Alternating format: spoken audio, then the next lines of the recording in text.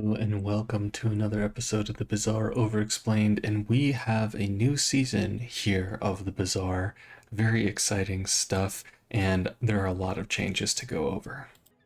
So in this video, I'm just going to tell you what I'm going to do. I respect your time, alright, so I'm just going to give it to you like this. First, we're going to go over what Tempo said they're going to do. We'll do that pretty briefly. Then we will go and summarize what they actually did. I'll give you all kind of like the top line points of every bit of the changes that have happened. And then the last point here is we'll go line by line over every single change that they made. So if you just want to know top level what they did, I'll have that for you and I'll have that timestamp below. And then we'll get into the nitty gritty of every single change.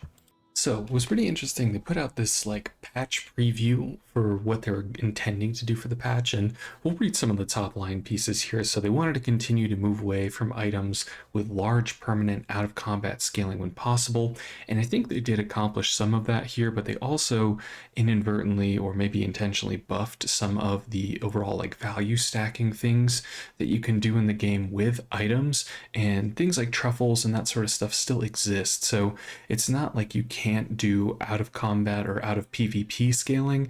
There's still that option.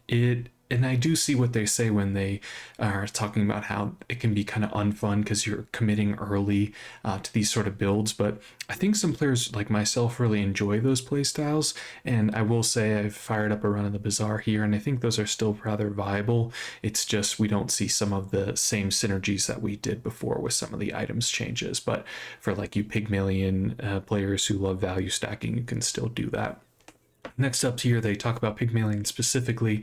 They say they want to try and improve Pygmalions early and mid-game in order to smooth out kind of that general play experience, give the space for lower the power levels some of these later game builds. I don't know, you can read that better than I can. And how this played out is realistically some of those early game items have been changed on like a cooldown reduction perspective, but they just don't scale as well into the late game. But that doesn't apply to kind of a lot of the larger I would say value stacking items that you can see, something like a skyscraper or something like that from Pygmalion. So again, value stacking is still viable. Late game builds on Pygmalion are still very powerful and viable, but that early game has been smoothed out a little bit with some buffs to these different items. Next up here, we see they also look to tweak overperforming items across all heroes, and I would say they did accomplish this. We'll take a little bit of a look in a minute here about kind of how they did that, but some of these items that were kind of bigger culprits in the early game, like a Molten Ball Blaster, have been nerfed a bit. Same with like shield builds on Dooley and stuff like that. But I would say overall, they're kind of like very slight in as they talk about their tweaks to those overperforming items. They're not huge nerfs. Next up here, they say more than nerfs in the update, they wanted to try and buff and redesign items and skills across all heroes that were underperforming. They certainly did. Whether they are viable now is hard to say kind of at the beginning of the patch here, but one big thing is that they, for like the Dooley archetype for dinosaurs, they kind of like completely reworked how that works. You still destroy items, but you don't get kind of this permanent stats on your board and stuff like that. There's also some key skills, diamond tier skills that have been changed on different heroes like on Dooley, and we'll get into that in a minute. Moving forward here, another thing they wanted to do is tweak the amount of cooldown reductions players can stack across items and skills, and I would say that they accomplished this to some degree, but I think you can still put on a pretty good amount of cooldown reduction. We see kind of like 2% change here, 5% change there, which does add up over time, but realistically I think the overall play experience is going to remain pretty much the same. Also, they say here with all these changes to items, they want to focus on cleaning up skills in this update, and they do have a lot of skills changes that we'll go into. They also say beyond these changes to items and skills, they're also looking to both balance and spice up encounter and level up options, which they certainly have done. It's not a huge overall, but they have added a couple new things here that I think are going to, again, just make it a little bit spicier, give you some more things to think about in the early and mid game. So let's talk about what they did do, and let me get really big here. Let me just double in size or triple. Okay, I hope I don't scare anybody. Okay, anyway, so here's what they did do. New encounters and changed encounters. So they did change a lot of the encounters in the game. I would say that your core experience is going to be pretty similar to what it was before. However, there are some key ones to know that like don't give XP anymore, which is very important. To me, XP is kind of like one of the most important things that you can get in the game just because of how much health it gives you and how much money it's going to give you with your opportunity to get like level ups and different choices from your level ups. And with that level up, they have changed the early level ups that you get in the game to have a couple more dynamic choices. Like with Pip, going from 1 to 2, we'll talk about this a little bit more, but you'll have the opportunity to get enchanted items from that encounter, which is kind of reminiscent of what we saw before when we had like 3 different packs to choose from when you immediately started the run. Now we do have that opportunity to again kind of high roll enchanted items, which some people don't like, some people do like. I think it makes for a fun run, but you do kind of have this choice of saying, okay, I could go to Pip and get a really impactful bronze tier skill, or I roll the dice on an enchanted item, and that could go well, it could not go well. It just all depends on what you get. But with this, you do get 3 options. So you get to choose from one of 3 items you drafted instead of just getting a random singular small enchanted item. So just wanted to put that out there. And then let's talk about the characters here.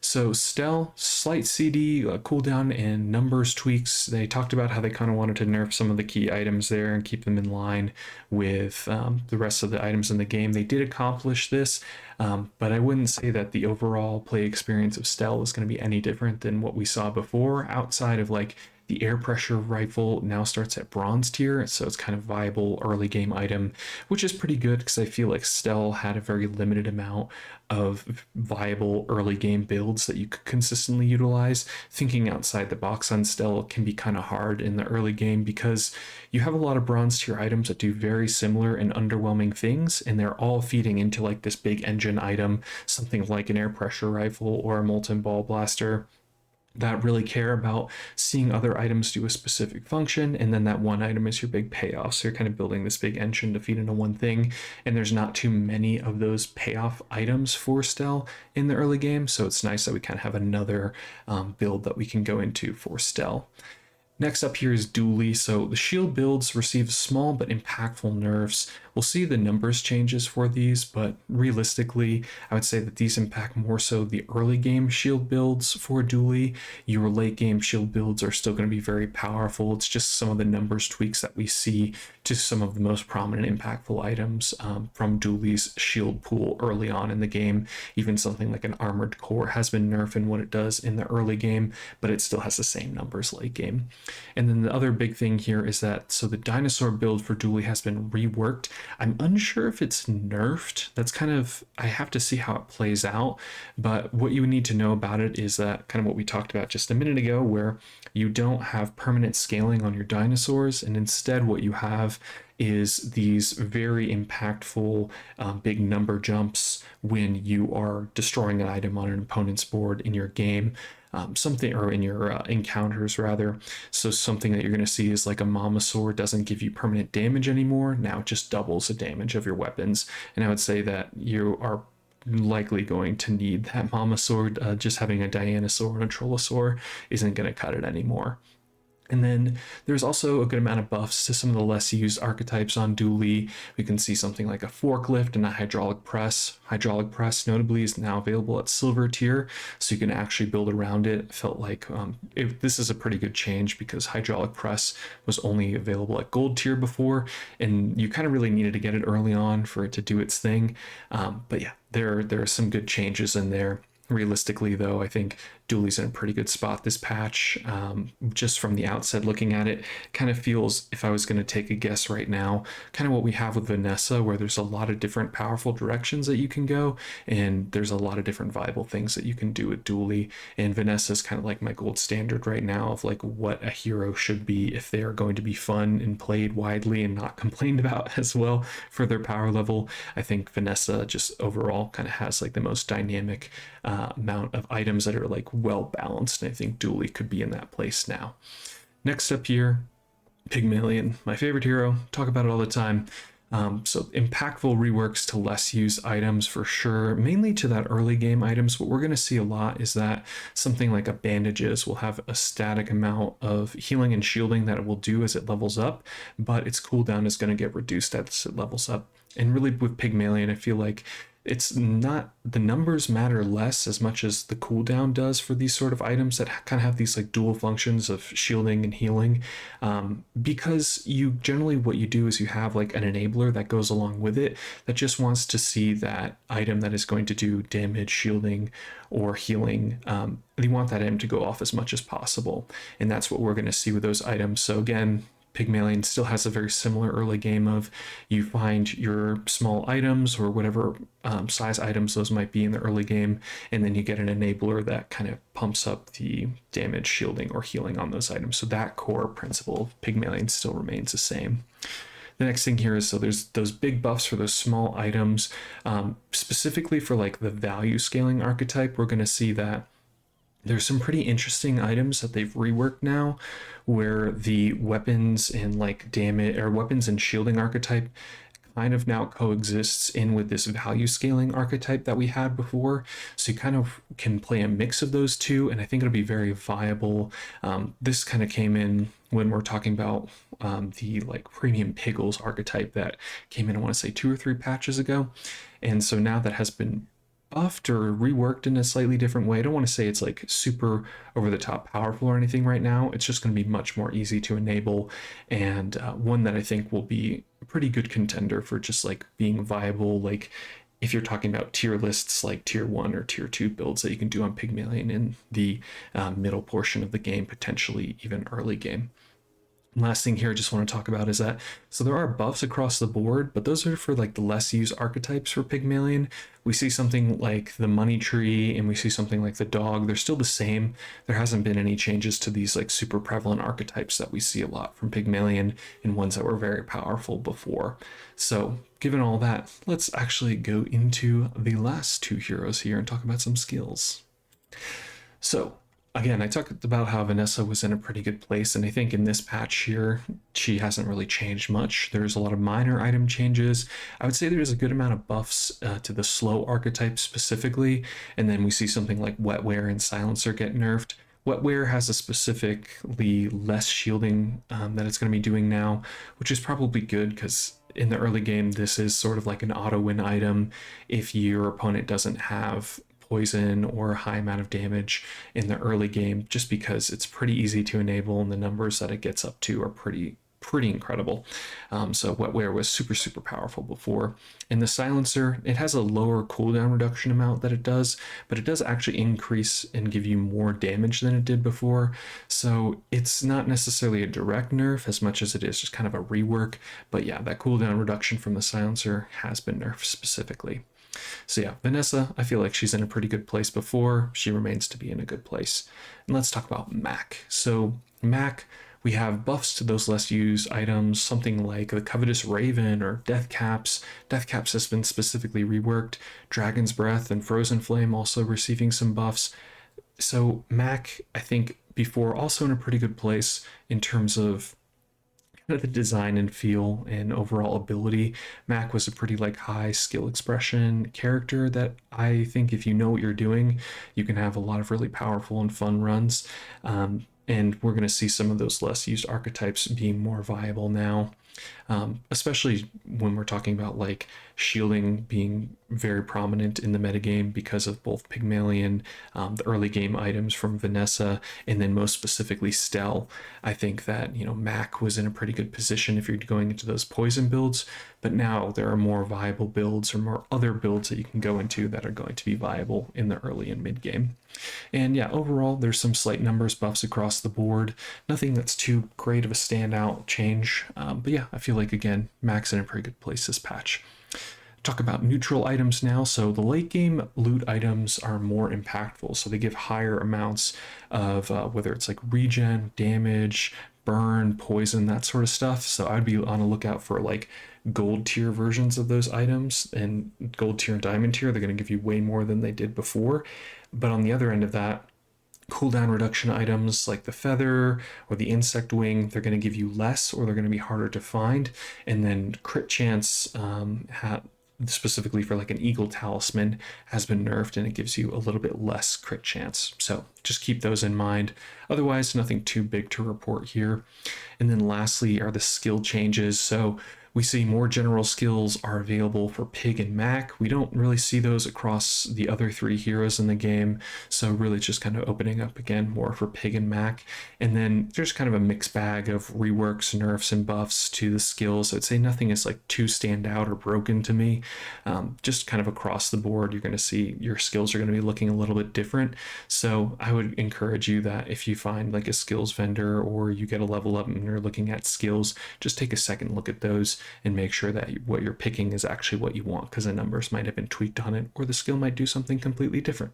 But yeah, that is what they did do.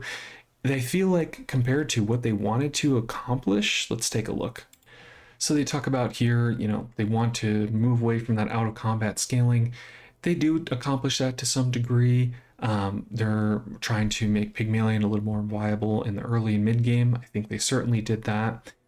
They definitely reworked these items, whether it's for the best or worst. We'll find out when the season is over. I don't think we're going to see any emergency nerfs, but maybe some emergency tweaks. And then other than that, tweaking, they certainly reduce the cooldown reduction on specific items here, and they definitely change a lot of skills and a couple of the different items on pretty much every one of the heroes. There's a good amount of like numbers buffs across the board, and then some tweaks to problematic items. So I feel like they did do a good job here of kind of accomplishing those goals. But let's actually now take the time and you can decide. Let's go line by line and let me show you every single thing that they have changed for this new season. Okay, buckle up. This is going to be a lot. There are a lot of tweaks, a lot of changes, some more impactful than others, but I think if you're really wanting to be kind of like an expert and be in the know on all that is happening, it is certainly worthwhile to know what all these changes are. So let's dive into it. General changes here. So starting with the encounters, advanced training. So now you can have this new encounter be in it with Sergeant Suds. You give types to your items, which is pretty interesting. I haven't gotten it yet. I can't say exactly what it is going to be like and how that mechanic works, but we have a way to give more types to your items. Something that could be very good for Pygmalien, I want to say, specifically in Mak, because they have a couple different items that care specifically about item types. Also, if we can think about something like Stelle and Dooley, who have items that are very specifically looking for like a dinosaur or a vehicle or a tool, this could be very interesting. So I like that it spawns on day 6 and after, because that's kind of like the perfect time for us to know what sort of build we're going into, and then we can go to this encounter and give some more item types to our items, which is super, super cool. So excited to see how this actually works. Next up here, Alchemy Lab. So it's a new encounter. You get a potion. It's only on Mak. Kind of like one of those one-shot encounters that just give you a random item and you can get a potion specifically, which is pretty nice. Next up here is Bex, which is a pretty interesting one. You intend a baseball game. Baseball. I don't know, man. You attend a baseball game with Bex, and it spawns on day 1 to 5. I went to this event. It gave me as a reward 1 XP and 5 gold, I believe, but it seems like there are multiple different outcomes that can come from this event. It seems like it might be one of the like random encounter events where you can have something like you can get a monster fight or you can get a negative debuff, kind of like that. It said that like I had bet gold on that fight, but or bet gold on that encounter, but it didn't seem like it actually took any gold out of my pool. So interesting. So I imagine you can get buffs from this, but you can also get like negative effects as well, just given that like the outcome specifically said is like you bet and won on that baseball game. So I imagine that there are going to be negative effects that you could get from like losing that bet essentially. And next up here is the new Stelle item. So it's Bomb Voyage, starts at gold tier, 6-second cooldown, deals 50 or 100 damage, burns 5 or 10, and says when this stops flying, destroy this, and when this is destroyed, deal 10 times this item's damage and burn. 10 times 50 is 500, 10 times 100 is 1000. Man, I can do some math, that's pretty wild. So I think this can be incredibly powerful. There are really quick ways where we can make an item start and stop flying, and it could be, if we put crit chance on this, like insane. And maybe the crit chance won't proc on this deal 10 times this item's damage, but if we have any way to also buff this damage, we can do an obscene amount of damage super quickly. And I think also for this burn, like doing 100 burn on our opponent, or even doing 50 burn at like the 6-second mark, is pretty insane. And there are ways certainly to do that even faster than going 6 seconds. We can think of like I forget the simulator. I forget the exact name for that item, but something that makes an item start and stop flying that can have even like a 2-second cooldown. And we do this thing at 4 seconds, and we instantly do 1,000 damage and 100 burn on our opponent. That's very strong. So I'm definitely going to try this item. I think it can be really, really potent, and probably the first destroy itself items, or like just if this item is destroyed, do a thing items on Stelle that I'm pretty interested to play. I'll kind of all the other ones in the pool I haven't really found much success with, so I think that Bon Voyage could be the first one, and I'm pretty excited for that. We also have a new item here on Stelle, another new one, that is the binoculars. So it starts at bronze, which is pretty nice, and it says when you use a flying item, an item gains 5, 10, 15, 20% crit chance for the fight. So this can be pretty powerful. It is not specifically targeting like your weapons or anything like that, so it's probably one that's harder to justify on your board at bronze tier, maybe even silver tier, until you're getting it to maybe even gold tier. But realistically, like if you have a lot of flying triggers, and if your items are going off and they are very quickly and they are flying, this could be pretty good. I think that this item will be strong. It'll just completely depend on your build, but this is a nice one to have access to in Stelle's pool for sure. I'm sure we'll see this on a lot of boards. All right, now let's talk about a new monster in Gibbous. It is now a diamond tier monster. Starts on day 10. It has 2 new items here, a new item and a new skill. It says when one of your enemy items are hasted, slow it for 1 second. When one of your items is slowed, haste it for 1 second. So this could be pretty interesting in like a self-slow build, where we're negating a lot of the slow that is put on our board, but also something where we are kind of proactively, or I guess reactively rather, stopping our opponents from going off with all their hasting. So I think this could be pretty cool. And then we have Wax and Wane, which is a new skill. It says for the first time you use a large item each fight, slow all items for 1 second. It also says the first time you fall below half health each fight, haste all your items 1 second. Pretty good skill to have for sure. Starting at diamond tier and then being a day 10 encounter, we're probably not going to see these items in our pool very often, but just good to know that these skills and item exist. Next, we have a new encounter in Mag Storage. So it's for Dooley, kind of again, one of those one-shot, you just get an item encounters and you get a tech item, which there's a lot of very powerful tech items for Dooley, so I'll take it. Next up here, Reflecting Pool, a new encounter. So it has some interesting choices here, and it's specifically for Mak. So we've seen these on like Dooley or Pygmalien, where you get this encounter that gives you like 3 to 4 very powerful options of what you can do after day 6, and very powerful buffs to your board, I should say. And this is one for Mak. So you have the self-portrait, which is visiting the artist, which is getting an enchant. Then you have the inspired brew. You get 3 enchanted potions, pretty strong here. You can also have the last thing is gain 2 XP and 2 catalysts. So pretty powerful, and something that'll make your Mak boards even more powerful in the late game. Love to see it. Next up here, Tech Salvage, a new encounter for Dooley. You get a small tech item, so 2 new tech encounters for Dooley. That's pretty nice. It's kind of like inadvertent buff to the tech builds of Dooley, so just keep a lookout for that. If you have like tech item tag matters clauses on your item, this will be something that you want to look out for. And then the last new encounter here is Wink, which says upgrade and transform all of your items. It spawns on day 5. I'm going to tell you right now, don't do this. I had the opportunity to get this in a Pygmalion run where I was doing A-okay. I had not lost a fight. I think it was on day 6. Yeah, it was on day 6. I got the Wink encounter and I said, yeah, let's just go for it. Instantly lost. All my items turned to just the mixed mash of terrible items. They were all like very good in that they were upgraded and like diamond tier and stuff, but I lost my run instantly. I completely just failed the next 3 to 4 fights. It was embarrassing. Anyway, don't do this. I mean, you can. I did it. I wouldn't recommend it, but you can. Anyway, let's move on to new content. So there have been some very interesting changes for how we level up here, and it's, you know, core and fundamentally it's going to be the same, but I think the early game is going to be more interesting now.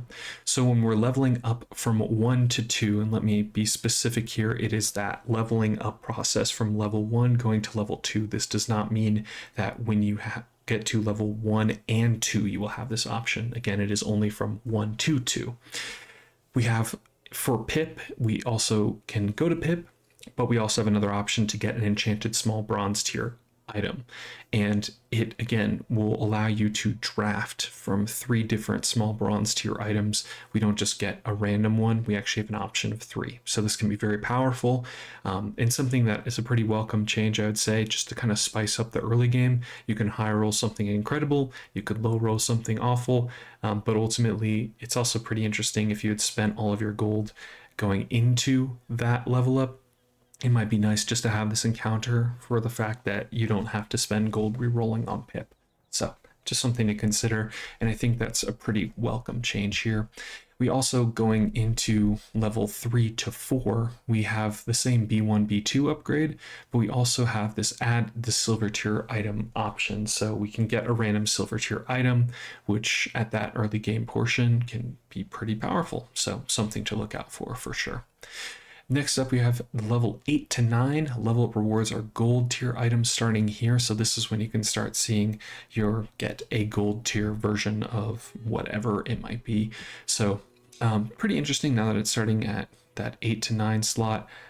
Just something to look out for when you're leveling up. I won't make any illusions that I remember exactly what it was before, but again, just know when you're going from level 8 to 9, that's when you start getting those gold tier options. And now level 14 to 15. Generally, not all of our runs are going to get to this point, but this is where it says level up rewards are diamond tier starting at 14 to 15. So just take note of that. And again, you have some loot options where you can get like a gold tier loot or diamond tier loot. Those are much more impactful than they were before, just in terms of the numbers that they give you now. So just letting you know. And the last one here for level up changes. So max level up transform option. Now, instead of just transform your leftmost small item, it says get 2 gold and a catalyst. This is a very impactful change, I would say, for Mak. There's a lot of ways to use catalysts to your advantage. This also isn't specifically for small items anymore, which is awesome. So we can do a lot of really good things here, and getting 2 gold on Mak is pretty nice because it's a character that you don't really have the strongest economy, especially for how they changed your enchanted items and what they're worth now. They used to get more gold before, now they do not. So you would just naturally have less gold on Mak. And with that, getting this specific option is probably one we're going to take way more often because of how Mak works. And then next up here, new content technical. Can't say that I know too much about any of this, but they have upgraded to a different Unity version, added handling for 32-bit systems, resolved some issues. This one where skins would remain on screen for too long during transitions, that one did bother me, so I'm appreciative that they changed that. Anyway, let's keep moving forward here. So encounter changes, encounters and events. So this is, I think, one where you should know specifically some of these gaining 0 XP. It's not on a lot, but they are pretty impactful. Regardless, let's start at the top. So they added a number of new hidden encounter options, which is interesting. I don't know what those look like. We'll probably have to have someone data mine to find out, and I'm not that person. I'm just an axolotl who may or may not be endangered currently at this moment. So next up here is most free item encounters should no longer spawn legendaries, which is interesting. I never received too many legendaries from these free item encounters. Maybe I should take more of those, or should have taken more of those. Other than that, hero merchants, so they are now diamond tier, which is interesting. Means that they were naturally going to spawn less, and you can now also encounter them naturally. So before we had to go to a specific event that gave us one of 3 vendors to choose from, and now we can naturally find a diamond tier vendor in the Bazaar of like Vanessa or Pygmalien in our runs that will just show up for us, which is pretty interesting. They also now deal an entire board of items to choose from, like Curio, and then you can't reroll that encounter, so they give you 10 slots worth of items instead of however many you would get from the shop before with the option to reroll. So that's pretty interesting. I like that change a lot, especially just because it costs so much to reroll those shops before. So now you just get a bunch of items that you can choose from and you don't have to spend the money to reroll. That makes these encounters, I would say, much, much more desirable to go to because you can see more items for less money. Next up here is a pretty big impactful one. So the aerodrome, it no longer sells the expedition ticket. This is a common way where we got the expedition ticket before, so now it is much more difficult to get that ticket. Which I don't know how much I like that change, but I think it was in some ways, and probably will still remain, obnoxious in the way that the expedition encounter gives you some insanely powerful level up rewards, or some, or rather, not level up rewards, but rewards for beating the encounter. And so there can be a huge discrepancy in power level between someone who has gone to the expedition and someone who hasn't. And that fact still remains, but now there is going to be less opportunity for someone to get the expedition ticket. And so now that kind of gap between those with and without is even larger. Mind you, I'm not sure how impactful that will be for your average run, but if you get it, the expedition ticket now, it'll feel extra special, I suppose. Also, the aerodrome no longer gives XP by default, so that is an interesting change there for sure. I'm interested to see if that means that once you go to the merchant or encounter that you get from your aerodrome, you will get an XP from having selected that encounter, or if this is just you do not get an XP for that node, or for that day rather, that hour, rather. There you go. And can now, it's interesting here, can now spawn any encounter. So there was actually a curated list that this I don't believe was public knowledge, but there was a curated list of what you could get in your aerodrome, but now you can get any encounter from the aerodrome. And I wonder if that means you can get like specific monster fights and stuff like that. That's be pretty cool if that's the case. Next up here, aimbot, so now sells crit items from any hero and now is available on Dooley, starts on day 6. I think that's a pretty interesting and welcome change, especially for, you know, having more options on our Vanessa runs and stuff like that. That's pretty cool. Next up here, Artisan Dunes, so now the buffs of all the items, now buffs all of the items you have of that type instead of just the leftmost, which I think this is a very much needed change because you rarely wanted to go to the Artisan Dunes because the buff that you would get was pretty small, and it, especially in the late game, was very unimpactful. But now buffing like all of your items, this is a go-to if you are in any sort of like weapons, burn, or poison build. This is probably a must-go encounter just to be able to pump up all the damage on your board. And then now that Find the Better Craftsman option costs 15 gold instead of, I believe it was 5 gold before. So it is way more, but it is also way more impactful. So I highly recommend going to the Artisan Dunes now. Next up here, Bazaar Con. So networking now gives +2 income and 1 XP, and it was 2 XP before. Bazaar Con generally shows up later in your runs where that income is going to matter less. So ultimately, I think that this is kind of like a nerf to that option of Bazaar Con. Especially, I feel like I would go to it specifically for that option to get 2 XP. So that's something certainly interesting to note. And now when you go there, you can get enchanted small items instead of just regular loot items, I want to say. Oh, that's interesting. And then also they fixed the Artist Alley only spawning small items, so now spawns items of any size. Okay, that's interesting. Next up here, Deadly Duel now gives 0 XP. So just to let you know, if you are unaware, this is the Deadly Duel encounter where you fight a monster. So now innately going there doesn't give you an XP. You have to win or get some XP nodes, do some damage on that encounter to actually get experience. So just when you see this, know that you're not inherently going to get any XP and that you need to be strong enough to defeat that monster to do so. So Deadly Duel now gives 0 XP, and then also your Epic Battle gives 0 XP. So both of your options to kind of fight an extra monster now give you 0 XP innately, and instead you are going to have to defeat that monster or take some health nodes and experience nodes off of them for you to actually gain some experience from that fight. We also have here Ellie or Eli. The potion seller is now available on day 1. The enchanted altars now give 0 XP, so when you have the option to go ahead and enchant your items, that will give you 0 XP now for you. The vendor that is going to upgrade an item now gives 0 XP. And Herma now starts on day 1, so we can get healing and regen items on day 1. Kev now, which gives shielding items, now starts on day 1 as well. So just those are pretty interesting ones to know that you're not going to gain inherent XP for some of these really impactful events. And just continuing forward here, investment pitch, which is the Pygmalion option when you have a couple different options to choose from. I believe you get this on after day 6. You have the opportunity to get this investment pitch opportunity or encounter rather. You have the mentor's guidance now gives 2 XP and 10 max health, which I want to say that it gave XP before, not max health. But overall, let's keep moving forward. Midsworth now starts on day 2, which is a pretty good change because Midsworth only sells small and large items, and if you get Midsworth on day 1, if that character that you're playing as doesn't inherently have any bronze tier large items, you just have a shop that's only going to be small items every single time. So a good change there, and now I believe that on starting on day 2 you can start to see those large silver tier items. Next up here, the Mountain Pass. So now gives 0 XP inherently, and it gives you the opportunity to get 1 XP added to the stat gain outcome.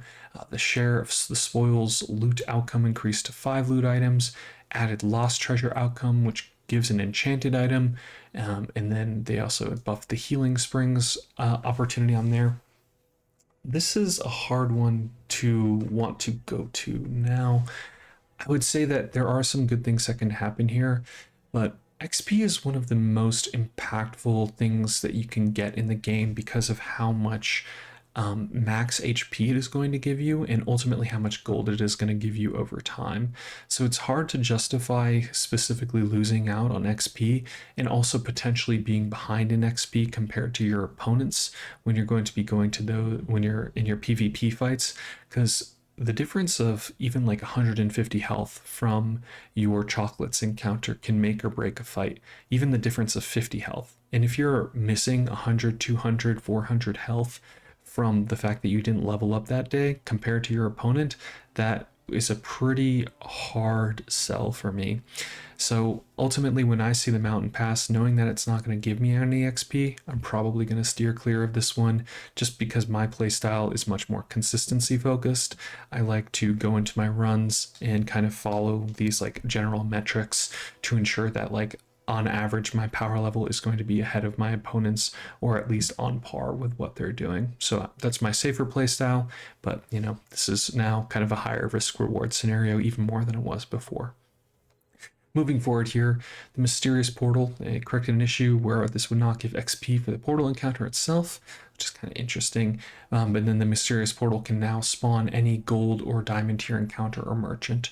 It was previously that curated list there. So the Mysterious Portal, that's I'm unsure that this is a good change for this in terms of making me want to go there more. That curated list was pretty good in what it provided for you, and then now that it can be kind of like going to any gold or diamond tier encounter for a merchant, that's a little less enticing for me, so I probably click this one a little bit less. Otherwise, let's look at some other merchants. Nautica, so we can start getting our aquatic items on day 1, which is pretty great, especially on Vanessa. Just having that opportunity to go and get a bunch of aquatic items that early means that you can have some more diversity in your builds, which is pretty cool. Orion now starts at silver tier. Orion is the tools merchant in the Bazaar, so you can now start seeing more tools earlier on. Quixel now starts on day 2, which is interesting. Quixel couldn't sell you any large items before, but it is just a lot of gold to reroll Quixel, so I kind of like that change. Also now we see with the Shrouded figure, this was the encounter where you have the opportunity to get XP, gold, or max health here, so now it's inherently going to give you 0 XP.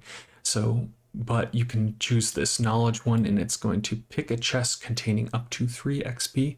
So I believe it gave you 2 to 4 before. So Shrouded Figure now gives you even less XP than it did before. Interesting. Then they have the opportunity to get a chest of up to 30 gold, which is pretty good, but I want to say that it was more before. I can actually just pull it up here on the Bazaar wiki. So this is what they did before. You have these 3 options. You can gain 5 to 10 gold.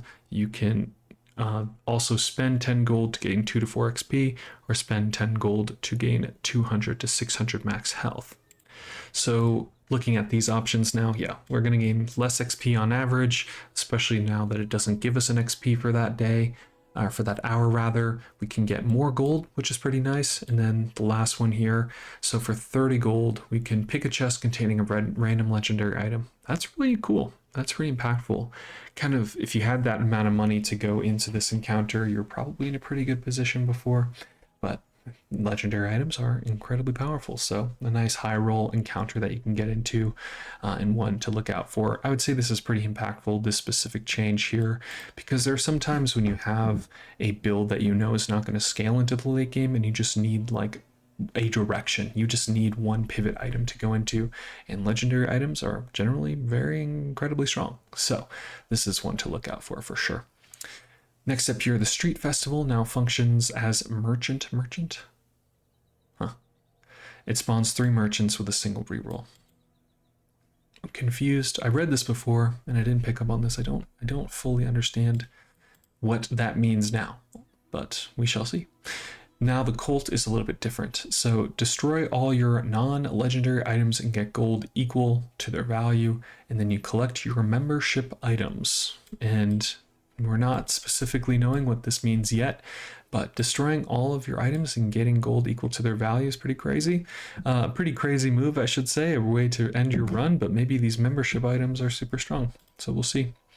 And then, so a thing to note for the star chart, specifically for Vanessa, if you go to the docks and do that special 4th option to work as a navigator, you now get less gold from it, which is kind of a bummer. I feel like this was a nice economy play, just to know that you could get 5 gold from this, but here's what it is. We also see the tester now starts at silver tier and starts on day 1. And I'm not gonna lie, y'all, I had to look this one up. This is for Dooley specifically. They sell tech items. I feel like I've never seen this encounter. I don't know what that is about. Anyway, that now starts on day 1, and then we also have Tinker that starts on day 1. Tinker is the option or the vendor that can give you friends, so that's pretty cool. Okay, so that is the general changes for the Bazaar. We'll go into the heroes next here. Certainly a lot has changed. And I want to say, just from like the one run I did, it did feel like a little fresher. It felt nice that there were some actual like different things that were happening in the game. So I want to say that overall good change, just making the game less stale in some sense. Just you know, a lot of the tweaks that we see in this patch are generally going to be to like a couple different cooldown, like a second off a cooldown, or a second plus on the cooldown, or 5 damage, or 5 shielding here or there. So it's nice to kind of have these other things that make the game feel a little bit more fresh and unique every time you boot up a run. But let's talk about Stelle. So I talked a bit about it before, but the air pressure rifle, it starts at bronze tier now, has a cooldown that is going to be at 7 seconds instead of 10. And when your items start flying, this gains 25, 50, 75, 100 damage for the fight, where before it started at silver tier and it gained 50, 75, 100. So essentially this is just that it can start at bronze tier and its cooldown is reduced to 7. I think that this is an incredible change. I was talking a bit about it before, but Stelle doesn't have a lot of options in her early game for like different builds that you can go down, in my opinion, just because she is really trying to build around a single item or a single synergy, and thus you are probably playing around like one specific synergy or one specific item, and there's not a lot of diversity within that, or like I want to say diversity that feels super impactful. So it's nice to have what we can see here, like a payoff item in the air pressure rifle that we can utilize. Next up here, the altimeter now has a cooldown to 7 seconds, and it was 8. The balloon engine now has a cooldown to 5 seconds. It was 4, so a slight buff, or a slight buff to the altimeter, slight nerf to the balloon engine. The balloon engine is one of those kind of like build around payoff items. This doesn't affect the amount of burn damage it does, Sort of. I guess it is going to make less items fly overall, so you're going to gain less burn triggers. So the balloon engine, it's still a good item, it's just a little bit nerfed now. Clockwork Disc now gains a toy type. That is interesting, I suppose. Nice that it has that. Mag Shield now has a 6-second cooldown instead of a 7-second cooldown. The Molten Ball Blaster burns 10, 15, 20, 25 instead of 10, 20, 30, 40. So now it's going to be doing way less burn. It's still, I think the problem with this item though is that it's very powerful in the early game, and it's something that you want to pivot off to when you're on day like 6, 7, or 8 in the late game. I mean, I think that there's kind of just like an overall potential like design problem. I don't know that it's a problem, or it's just like it's a feature, not a bug of the hero, in that you don't have a lot of what I would consider like viable or very diverse early game builds for Stelle. The Molten Ball Blaster is certainly still good in the early game, worse in the late game, so I don't think that they like really fixed what I would consider to be the problem. But again, it's only a problem in my eyes. It's not necessarily a problem in general.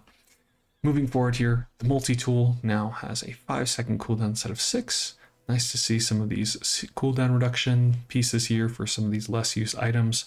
The Observatory, interesting change here. So it now has a cooldown that goes 8, 7, 6 instead of just starting at 6.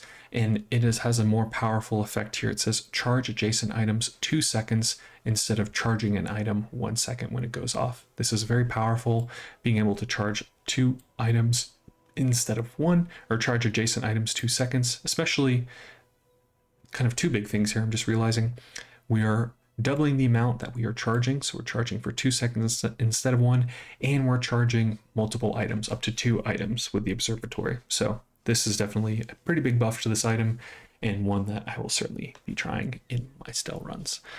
Next up here, the Parachute. When your items start or stop flying, this gains 8, 12, 16 regen for the fight, and it was 10, 15, 20 before. So it's a little bit better at silver tier, a little bit worse at gold tier and at diamond tier. And not really one that I utilized a ton, I want to say. I'm not a Stelle expert by any stretch of the imagination, but I don't see this being a super impactful way, or super impactful nerf to the item.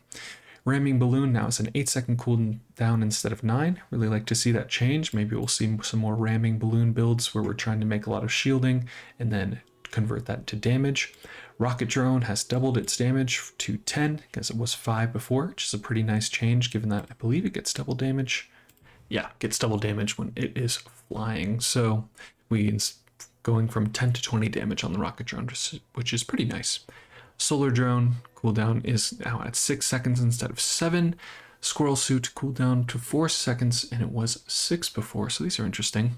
So the Solar Drone, now we're going to be able to create even more shielding when we are burning, which is pretty nice. And then for the Squirrel Suit, this item, I thought this was a pretty fun one to play around with before. Now being at a 4-second cooldown feels pretty good, I want to say.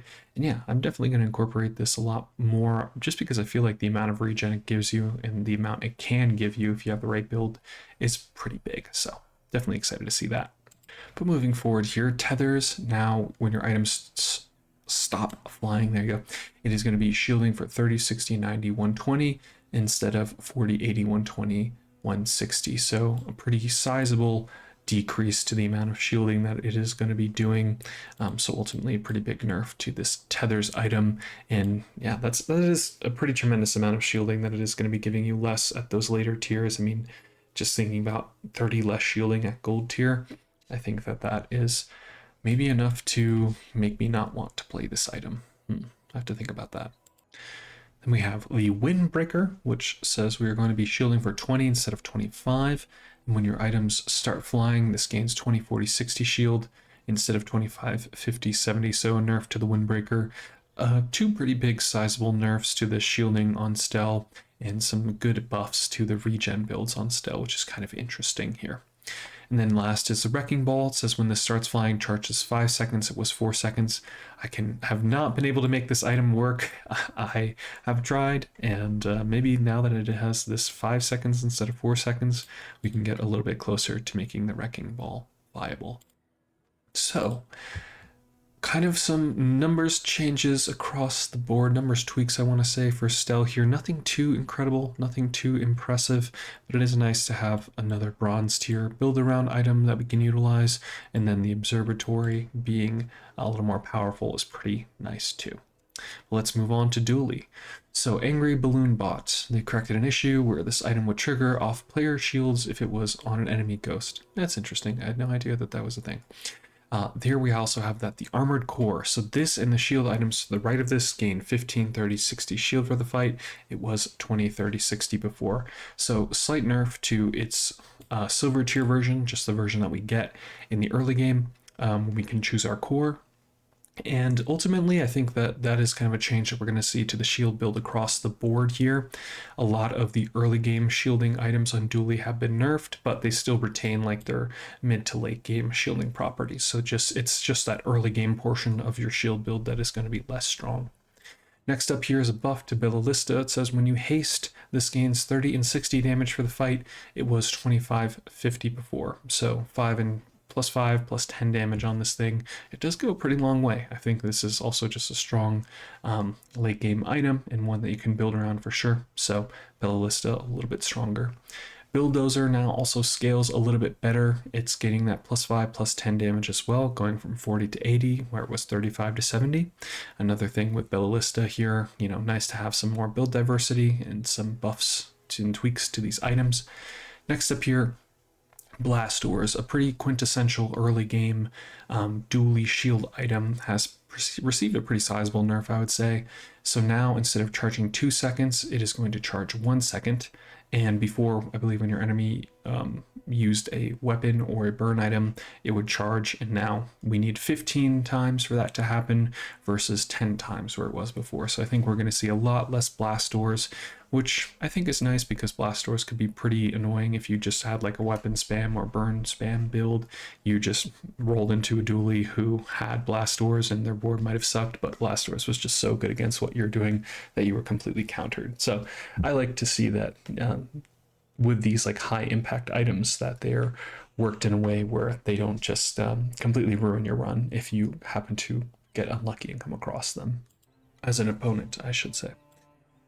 Regardless, let's move forward here. So we see that Brick Buddy, its cooldown now is 6 seconds was 5, and its scaling at gold changed to 25 was 20. So again, early game portion of Brick Buddy actually receives a little bit of a nerf, 6-second cooldown, nothing too crazy.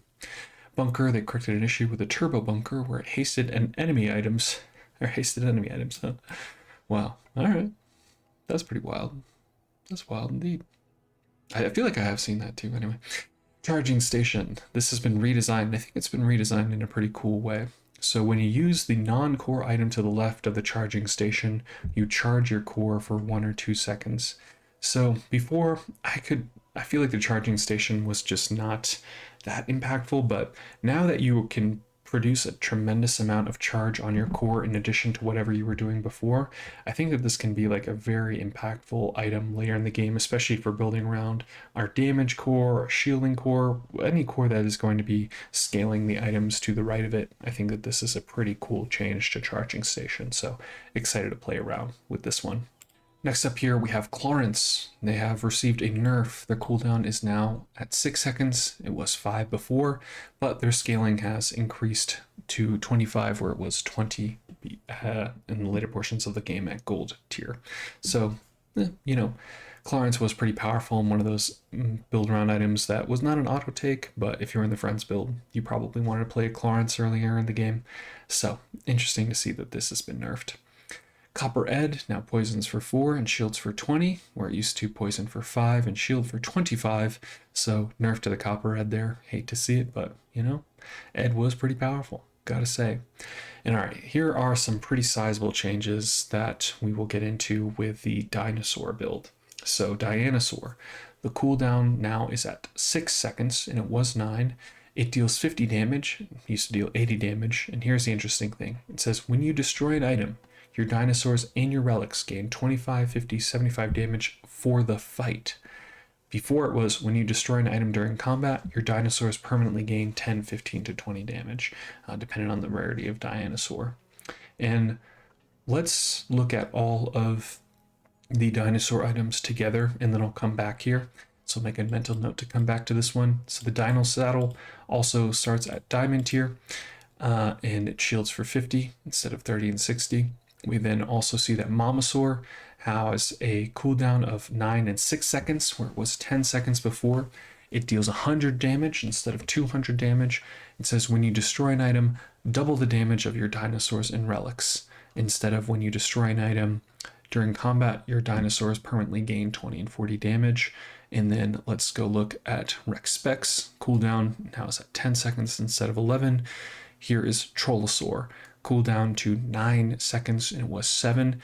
It deals 500, or not 500, it deals 50, 100, and 150 damage instead of 10. And it says when you destroy an item, use this. And it said before, when you destroy an item during combat, this permanently gains 10, 20, 30 damage. So we no longer have the scaling on all of our dinosaurs that we would get before.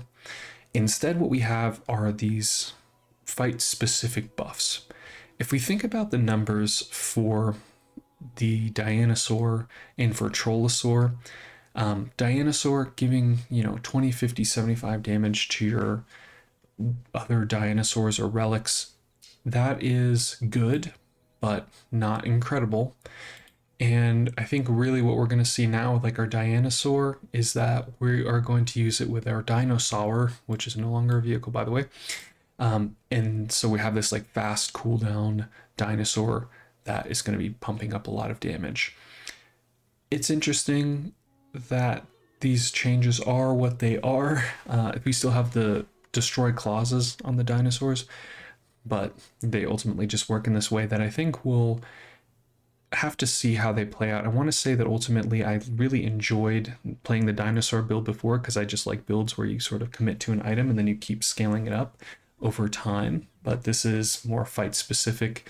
Although with all this said, like, I think this can be very, very powerful. If we have a Dinosaur on a 6-second cooldown and we have a Momosaur, well, on this 6-second cooldown as well, we are doubling our damage on our dinosaurs, and we are also going to be giving them 20, 50, 75 damage. Let's just say we had this 50 damage Dinosaur that goes off at 6 seconds. So we put 50 on our board. We're also doubling the damage. So that's going to be 100 damage across all of our dinosaurs. If we had the Momosaur that was already doing 200, now it's dealing 600, things of this nature. That is a large amount of damage, and they are on a faster cooldown. And again, thinking about the Trollosaur that is going to be going off faster and more frequently, this could just be kind of like a bursty mid to late game build, not like a hyper late game build that we could see with some of the scaling of the dinosaur builds before. So pretty interesting there. Again, interested to see how it all plays out, but ultimately it is just different, and good to know that it is different if you're trying to go into your dinosaur build. But let's keep going through the other items here. So Dualtron now gains the vehicle type.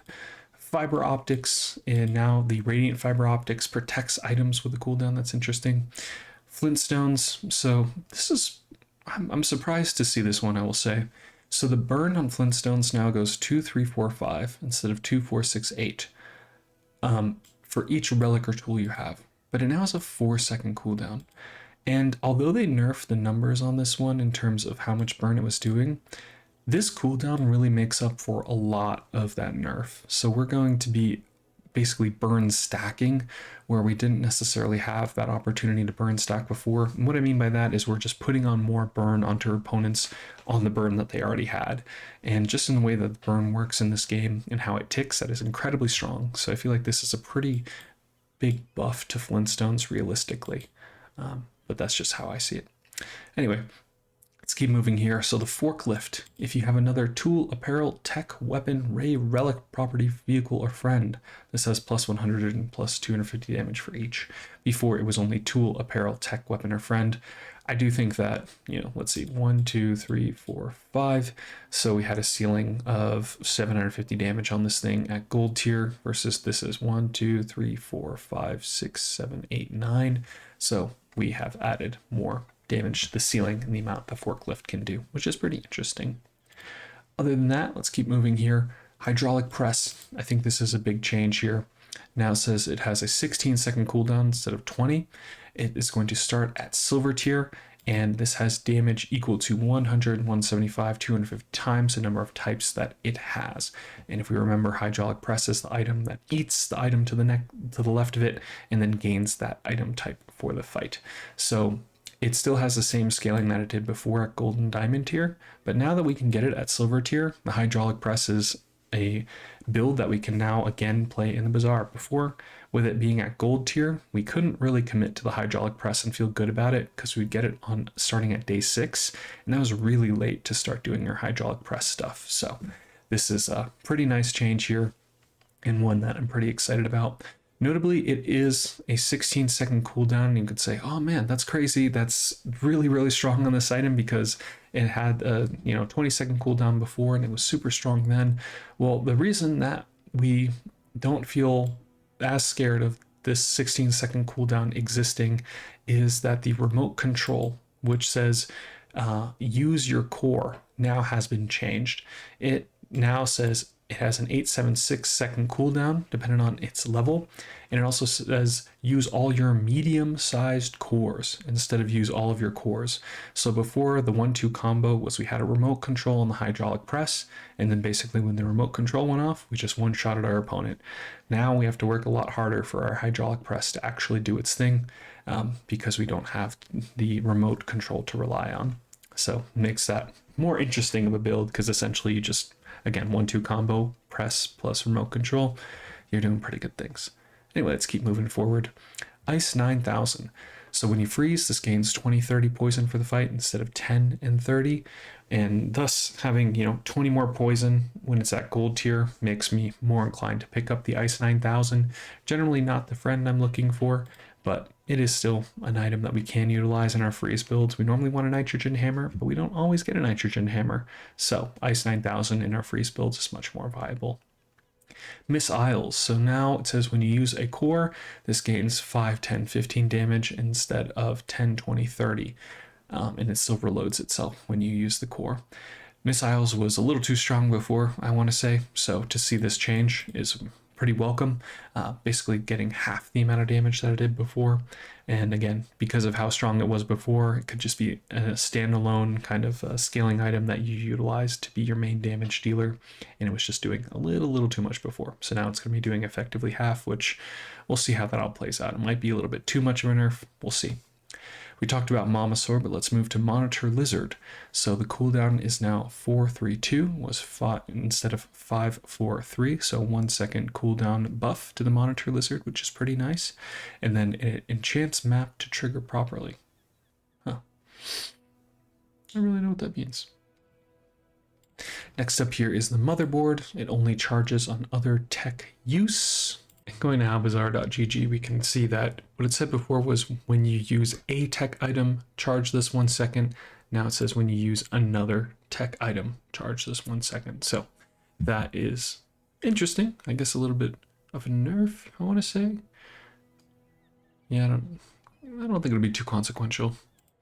And moving forward here, the nanobot now deals 10, 15, 20 damage for each of your friends instead of 15, 20, 25 damage. So this is what we got from DJ Robot when we got that item. We would also get a nanobot to go along with it. And, well, this is a pretty sizable nerf to the amount of damage that it does. But I don't think one that is going to be too over the top. So kind of a tweak to that is pretty interesting to see. Nitro now has a cooldown of 4 seconds instead of 5. Okay. Party Float, fixed enchants to match, trigger, and scaling. I'm interested in what those were. But regardless, PR Conditioner now has a cooldown to 9-7 instead of 8. So it's better at Diamond tier, worse at Gold tier. And now it says freeze 2 items for 1 second instead of freezing 2 to 3 items for 1 second. So it is better at Diamond tier, sort of. It is a lower cooldown in Diamond tier, but you are now going to be freezing less items, which is not as good. So yeah, interesting numbers changes there. I wonder what prompted that, if this was seeing too much play at Gold tier or something of the nature. Anyway, let's keep moving forward. Railgun, so it has the quest changed to 6 tech items instead of 8. So we ultimately have less tech items to purchase to get our Railgun online. We also see again that remote control change here, as well as the rec specs change that we talked about. Scrap metal now says when you sell this, reduce your leftmost items cooldown by 6% instead of 5 and 10%. So again, if we remember, this was one of the changes that they made trying to reduce the amount of cooldown reduction. Yeah, I guess that makes sense. There's less cooldown reducing that you're going to be doing onto your items. So this is just in line with those changes. Next up here, security camera now has a 6-second cooldown, and it was 9 before. It's going to shield for 50 at a static 50 instead of this scaling 50, 75, 100, 125. It's going to start at silver tier. It says when you crit with a shield item, your shield items gain plus 10, 20, 30 shield for the fight, and your shield items have plus 20 crit chance instead of the scaling 20, 30, 40, 50. So I don't believe it had this scaling clause on it. That's pretty interesting. So I think with that, the security camera becomes a much more interesting item, especially having a 6-second cooldown instead of 9. Yes, it is going to be doing less shielding overall, but it has the opportunity to add more shield to your items.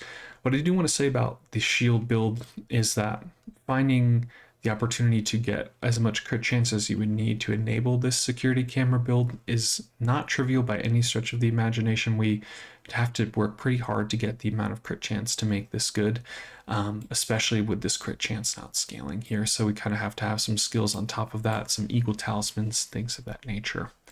Anyway, let's keep moving forward here. Tesla coil. Charge your non-tech items 1 second, which is a new active ability. It has a cooldown of 7, 6, 5 instead of 8. It is a static 25 damage that it's going to deal instead of 30, 60, 90. And it says when you use an adjacent tech, charge this 2 seconds instead of when you use an adjacent tech, charge an item 1 second. So essentially, you're going to get your Tesla coil to go off a lot, and then that is going to charge all your non-tech items 1 second. So this could be a pretty interesting new Dooley item, I would say. A rework that is pretty impactful. I think that being able to charge all of an item instead of all items of a certain type, or I guess in this case of not a certain type, instead of just like 1 or 2 of your items on board, is kind of exactly what Dooley wants to do. So if we can get the Tesla coil going off, I think that this charging all our non-tech items means that this could do some pretty incredibly powerful things. But yeah, another new toy for the Rube Goldberg Dooley enjoyers to tinker with. Next up here, thrusters. So another cooldown reduction nerf. So the item to the left of this is a vehicle, and its cooldown is reduced by 3, 6, 9 instead of 5, 10, 15. We talked about Trollosaur, but let's talk about the weaponized core, which now says cooldown is at 765 instead of 865, so a bit better at silver tier, and says this in the weapons to the right of this gained 15, 30, 60 damage for the fight instead of 20, 30, 60. So ultimately, it is a little faster, but it is going to give you a little less damage at silver tier and then remain unchanged after that. So interested to see how that one plays out. I don't think that'll be too consequential, but we shall find out. Welding helmet now is cooldown to 3 seconds. It was 4, which is very quick, I will say. 4 is already very fast, but 3 is in the category of like ultra fast items in the game. So welding helmet now a 3-second cooldown. Pretty interesting, and it has the tool tag. So that is the changes to Dooley here. Overall, again, some good like little numbers buffs to some of the items we see less of. The dinosaur archetype has been changed. We'll see if that is very impactful and if it is better or worse than it was before. Also, the forklift and hydraulic press now have been buffed, so we can potentially go into those builds. Again, I haven't really seen many forklift builds, but maybe this is the next change to put it over the top. You never know. All right, now let us talk about Pygmalien. So we have Atlas Stone now deals 20 instead of 1 damage, which I want to say is pretty big, just gets it off the ground even quicker and makes the Atlas Stone a lot more viable. I love to see that. Bandages now has a cooldown of 5, 4, 3, 2 seconds instead of a static 5, but it is going to heal for a static heal and shield for a static 10 instead of having this 5, 10, 20, 40. But again, with Pygmalien, we generally have a buffing item that is going to pair along with one of our bandages that is going to increase its healer or shielding. So now that it is going to get better as we level up is ultimately a buff to the item, I shall say. Having a diamond tier bandages that is going to be going off every 2 seconds and giving you a proc of healing and shielding, that is a pretty powerful item, especially with all the combos that we can have with it on Pygmalion. Another buff here, Beast of Burden now has a 9 and 8 second cooldown, which is very welcome to be seen here because it had a 10-second cooldown before. So your diamond tier Beast of Burden feels much better, and maybe we'll see more Beast of Burden builds because of that. That 2 seconds is a big difference, I will say. Here's an interesting one. Coin Cure has been redesigned, so it has a 6-second cooldown. It says your weapons and heal items gain plus damage and plus heal equal to this item's value for the fight, and says when you heal with an item, this gains 246 value for the fight. So this is a new kind of puzzle for us to figure out of what the optimal Coin Cure build looks like, but increasing both our damage and healing whenever this goes off and having a way to naturally scale it in our fights, this could be a really good enabler. Again, if we're talking about Pygmalion, what he wants to do a lot of the time is have a mix of low cooldown or multicast weapons or whatever items it might be, and then we have an enabler item that is going to give them more damage, healing, or shielding, and Coin Cure is another one that does that, but it slots into the value stacking build, which is pretty interesting. Not necessarily the one that is going to be value stacking your properties, but the one that is going to be value stacking like your small items. So maybe we start to see the Coin Cure on like our premium Piggles boards. I think that could be pretty interesting. But let's keep moving forward here. Display Case now receives a pretty sizable buff. It says at the start of each fight, all items on your board gain 1, 2, and 3 value, whereas before it said at the start of each fight, adjacent items gain 2, 4, 6 value.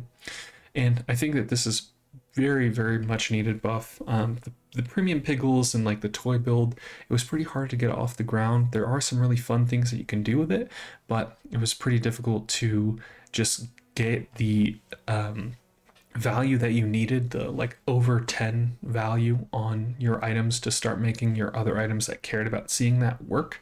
So now it is much more easy to do when getting your display case and then buffing your items up through that means.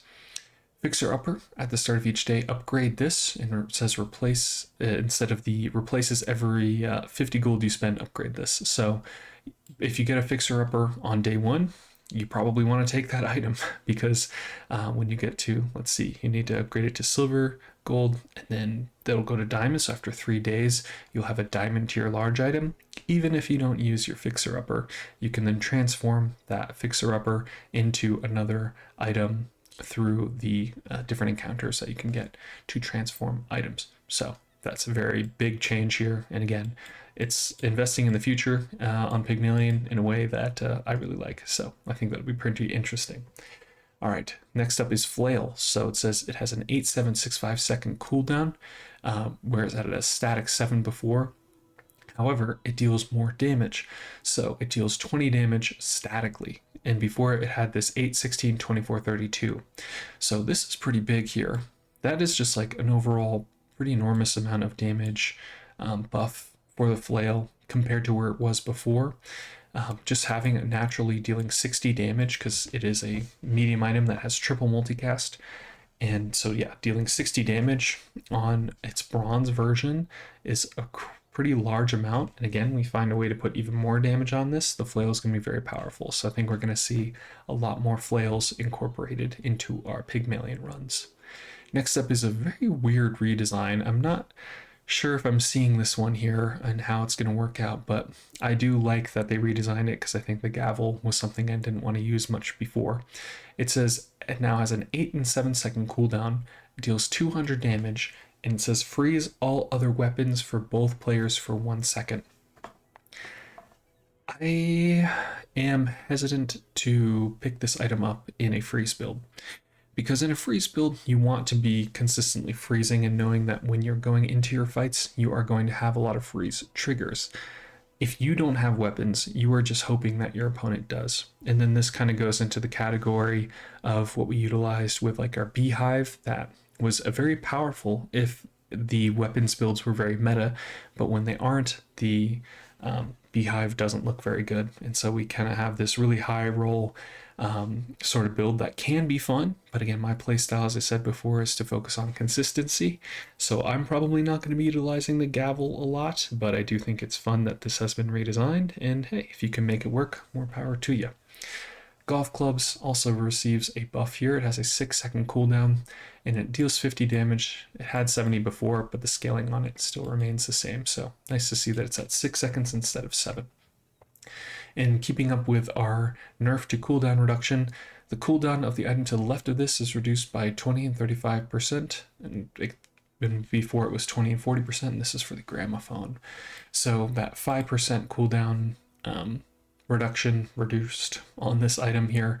Not the biggest change here, I will say, because the nerf to the gramophone before, where I believe it was doing 50% cooldown reduction, was already pretty insane that it was going down to 40. So ultimately, gold tier version remains the same, diamond tier version a little less good, and that is what it is. But the gramophone probably still rather powerful of an item. Hammock here has been redesigned, which I will say is a welcome change, an item that I did not use and did not see on a lot of boards. It starts at silver tier. It has a 5-4-3 second cooldown. It says heal equal to the value of adjacent items, and then gain max health equal to this item's health for the fight. So this could be very interesting in your max health builds where you're trying to utilize a double whammy or a lion's cane to deal a tremendous amount of damage based off of your max health. And also this is just a lot of healing that this does. If we can put this next to something like a pawn shop, well, now we are healing for a tremendous amount, given that the pawn shop is going to have a large amount of value on it, and then the hammock is going to pick up on that value and convert it into healing. So I think that this is going to be a pretty powerful max health build item for Pygmalion. Definitely look out for this one if you're in that. Hyper Greens, this has also been redesigned.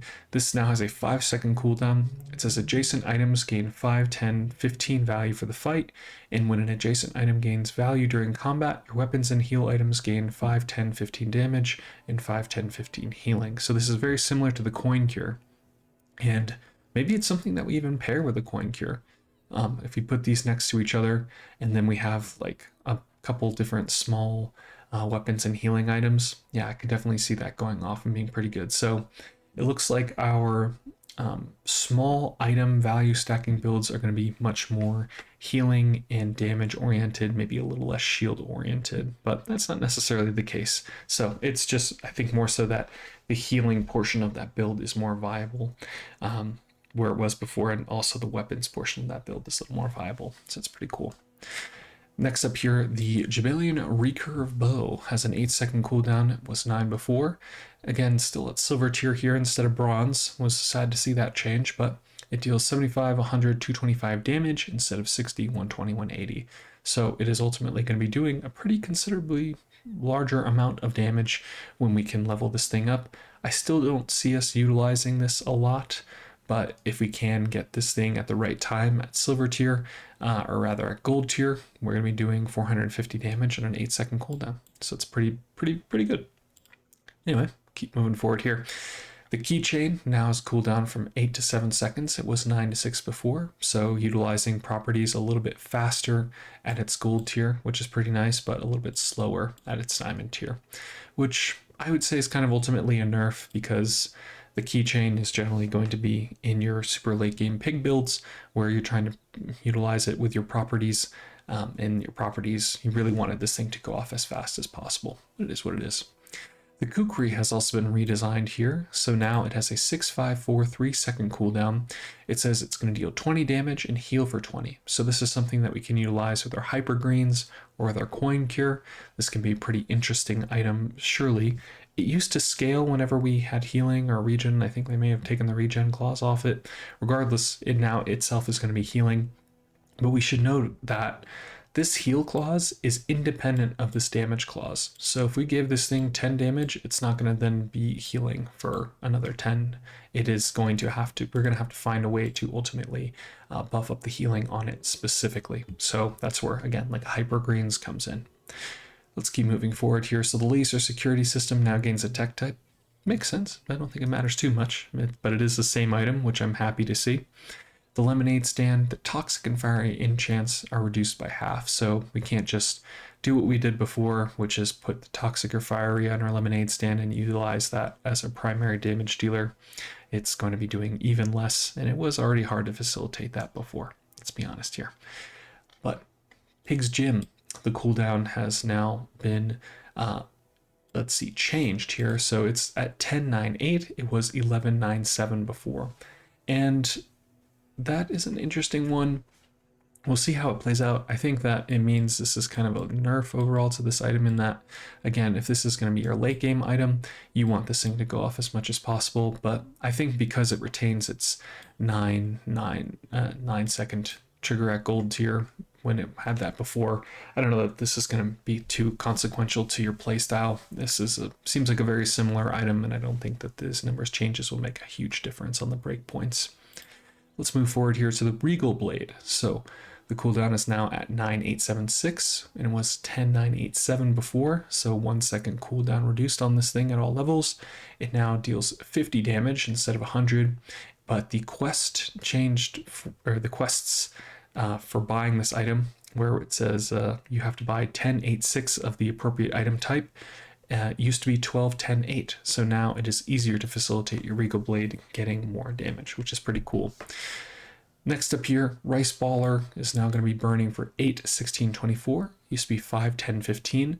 This is a pretty welcome change here. It makes it so that your go wide value stack builds are going to be more viable with the Rice Baller, and this can be a pretty nice early, I would say more so mid-game to mid to late game item that you can utilize. You can't really rely on this item to close out your 10, however many wins you're going to be getting that run to get you to 10 wins.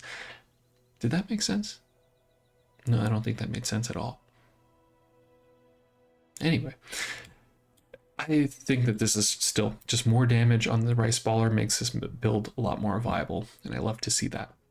Snowmobile, it's 8.76 second cooldown, was 10.98, but they've changed how it charges. So now it's only going to be charging on freeze, not going to be charging on haste, but it gets charged for 3 on a freeze compared to 2 when it was getting freeze and hasted before.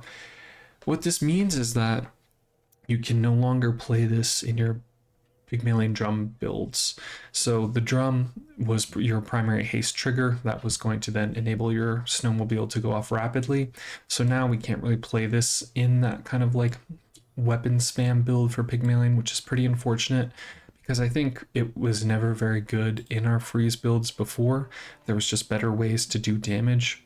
And so realistically, like even with the cooldown reduction on this snowmobile, and even with it getting charged more, I can't see us wanting to utilize this item in our snow builds, or in our in our freeze builds. But that's just my 2 cents.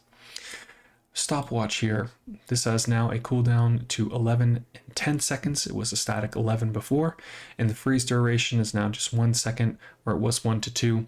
And I really appreciate this because we didn't want to be freezing our items for 2 seconds before. We just wanted the stopwatch to remain at gold tier. We never wanted to upgrade it because it was worse if we upgraded it. Because if we're freezing our items are not going off. We wanted to see as many freeze triggers as we could. That's why we played this item. But this is now, I think, just a very welcome change. It may look inconsequential, but I assure you this is pretty good for your freeze build. Just the fact that you can get this going off a little bit faster. It's a little bit annoying before. All right, next up here is a redesign to Succulence. So instead of having its scaling healing whenever you utilized it, now it says it has a 5 second cooldown. It's going to heal for 5, 10, 15, 20. It says it's going to gain max health equal to this item's heal for the fight. So gain max health equal to this item's heal. That's interesting. So when we heal for 5, we're going to gain 5 max health, and then so on and so forth. So if we can find a way to keep increasing the amount of healing that this Succulence is going to do, this can be a really, really powerful item. Especially because we have ways on Pygmalion to convert that max health into damage. So yeah, I really like this change. I think we're going to see way more Succulence now because of it. Next up here, T-set has been redesigned. So it starts at silver tier instead of just starting at gold tier. It has a 5 second cooldown. It was 7 before. Love to see that. It's going to heal equal to 5% of your max health, where before it was 5 to 10, so it was static 5. And then it also says gain 25, 50, 100 max health for the fight, instead of what it was before where you permanently gained 10 to 20 max health. And then it also says when you gain max health, your heal items gain 5, 10, 15 healing for the fight. Instead, before where it said you gain 10, 20 regen for the fight. I really like the change here to T-set. It means that there are more max health healing items in the pool that make for your max health builds to be even more effective. And I think that the max health build on Pygmalion kind of lacked a critical density of max health items for you to be able to kind of consistently or even semi-consistently go into this build. So now if you are in the max health build, there are a couple different ways to build it instead of just kind of doing the traditional pawn shop or belt plus whatever damage conversion item you are going to be utilizing. So I really like to see that. Next up here, the weights now has a 7-second cooldown instead of 6. And it says your weapons gain 10, 20, 30, 40 damage for the fight. Instead before where it said your weapons gain 10, 15, 25 damage for the fight, and your heal items gain 10, 15, 20, 25 damage healing for the fight rather. And it says when you heal, charge this 2 seconds instead of when you overheal, charge this 2 seconds. So the weights is now much more specific to what it is trying to accomplish. You are going to enjoy this at its higher tiers now that it is going to have even more damage scaling at silver, gold, and diamond. Not scaling your healing item is a bummer because you do need to have a mix of healing items to make this worth it. But I can see us playing our weights with our shorts builds on Pygmalion now, where we create a lot of healing triggers, thus we create a lot of weights triggers, and thus we can utilize like our wrist warrior to do a lot more damage. I also never appreciated this overheal clause because I think it kind of made you work a little too hard for what it was trying to do. But I think ultimately, because it's just when you heal, charge this 2 seconds, this is a pretty big buff to this item. So I would not be surprised if we see a lot more weights builds and a lot more like weights yo-yo builds come into the fold here now that this has been what I would say buffed. And next up here is a redesign to the windmill, which is pretty interesting. So it starts at gold tier. It now has a 35 and 25 second cooldown. And know that the sandstorm starts at 30 seconds. So this goes off after the sandstorm. And it says the sandstorm begins, which is weird. It says charge your other items by 2 seconds, which is charge your other items by 2 seconds. Charge your other items 2 seconds active, but has a 35 and 25 second cooldown. I missed this part before. I'm just realizing now, like this item is very strange. It says when you use another item, charge this 2 seconds. When the sandstorm starts, double your max health for the fight. I remember seeing that. Okay, yeah, this item, wow. This clause here is pretty insane. Double your max health for the fight. And it's going to be going off, I would say, a good amount if you have the right build for it. The sandstorm part is interesting. I kind of appreciate that in our max health build. I think the windmill could actually be very strong if we have the right board for it. Because if we just get the sandstorm to activate and we have a tremendous amount of max HP, we're naturally going to win that encounter. Especially for doubling our max health, that's pretty insane. So yeah, I think the windmill could be really cool. And like I was saying, the max health build now has a new toy and has been buffed for Pygmalion. So those are the changes to Pygmalion. I would say that those are some pretty sizable changes just in terms of we have 1, 2, 3, 4, 5, 6, 7 reworked items, as well as a lot of buffs to a lot of different items for Pygmalion. Man, I'm really excited to play the character. Again, if my favorite character here, they have a lot of really cool different synergies. And overall, I'm just excited for the character having more opportunity to go into some different builds and play some items that I thought were not very viable before. So this is super cool. Definitely, if you are a pig enjoyer, rejoice as we are here for a nice buff in our new season. All right, let's talk Vanessa Changes. So, not too many to report here, to be frank, but Anchor, they fixed an issue where it couldn't be buffed by haste durations, which is interesting. The Astrolabe also now has a haste 2, 3, 4 items for 1 second instead of 1, 2, 3. So buff to the Astrolabe feels pretty good. We didn't see this item a lot, but I think now that it is going to be hasting more items, that means more haste triggers, and it's a very welcome change. Coral now has a 6-second cooldown where it was 5 before, so a little bit of a nerf.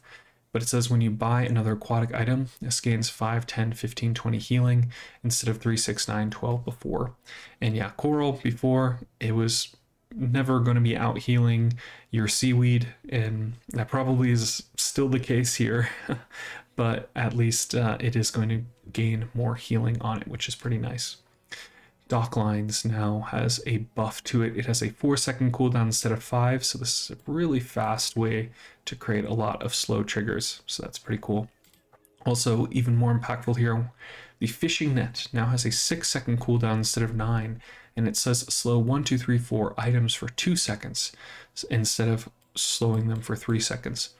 This is pretty crazy in that we have another multi-slow item that we can put onto our board in the early game, and it's also an economy item. So yeah, we're gonna see a lot more fishnets for sure. The slow build on Vanessa definitely eaten well today. Harpoon now also has more ammo to it, so it's gonna have 1, 2, 3 ammo instead of just 1, which is pretty nice just to inherently be a little bit more impactful. I can see us utilizing the harpoon more to destroy more items. Love to see it. Jitte also now receives a buff where it is a cooldown of 5 seconds instead of 6, which is pretty good again for our slow builds. Lighthouse, the enchants scale and map to trigger properly. Again, don't really know what that means. Saw it before, couldn't tell you before, but either way. Musket now says when you burn with an adjacent item, reload this 1 ammo and it gains 25, 50, 75 damage for the fight. So instead of just reloading. So if you're unfamiliar with the musket before, it had a pretty good amount of damage of what it did, and on a 6-second cooldown, dealing 100 damage in the early game was pretty nice. And now the fact that we have a way to pretty straightforwardly reload this thing, but also to have it scale is super, super nice. So I could definitely see us utilizing the musket way more. Let's keep moving forward here. So the Oni mask now starts at silver tier, so we're going to see this a lot less in the early game, which is probably for the best in some ways, but silver tier is certainly not unobtainable. Pistol sword, again, this thing, unsure what that means. I'll look more into that and now we'll report back. The repeater now starts at silver, and it has 2, 3, 4 max ammo instead of 2 and 4. So they keep trying to make us play the repeater or get us interested in the repeater, and yeah, you know, I'm getting more interested at silver tier. That opens up ammo builds being more viable, so I love to see it. Shock glasses, your shock glass enjoyers rejoice. It now slows and hastes 4 things instead of 3. So again, our haste slow builds have been buffed. Love to see it. Silencer now starts at silver tier, and it says if you have exactly 1 weapon, its cooldown is reduced by 5, 10, 15% instead of 5, 10, 15, 20%. And it also says the weapon to the left of this has plus 25, 50, 75 damage instead of 20, 30, 40.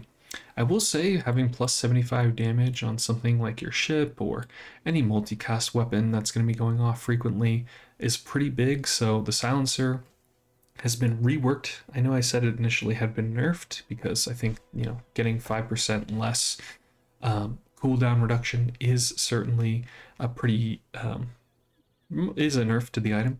But having this amount of damage on it compared to what it was before, I'd say is rather sizable, and something that I'm interested to see if this makes up for the fact that the item goes off a little bit slower.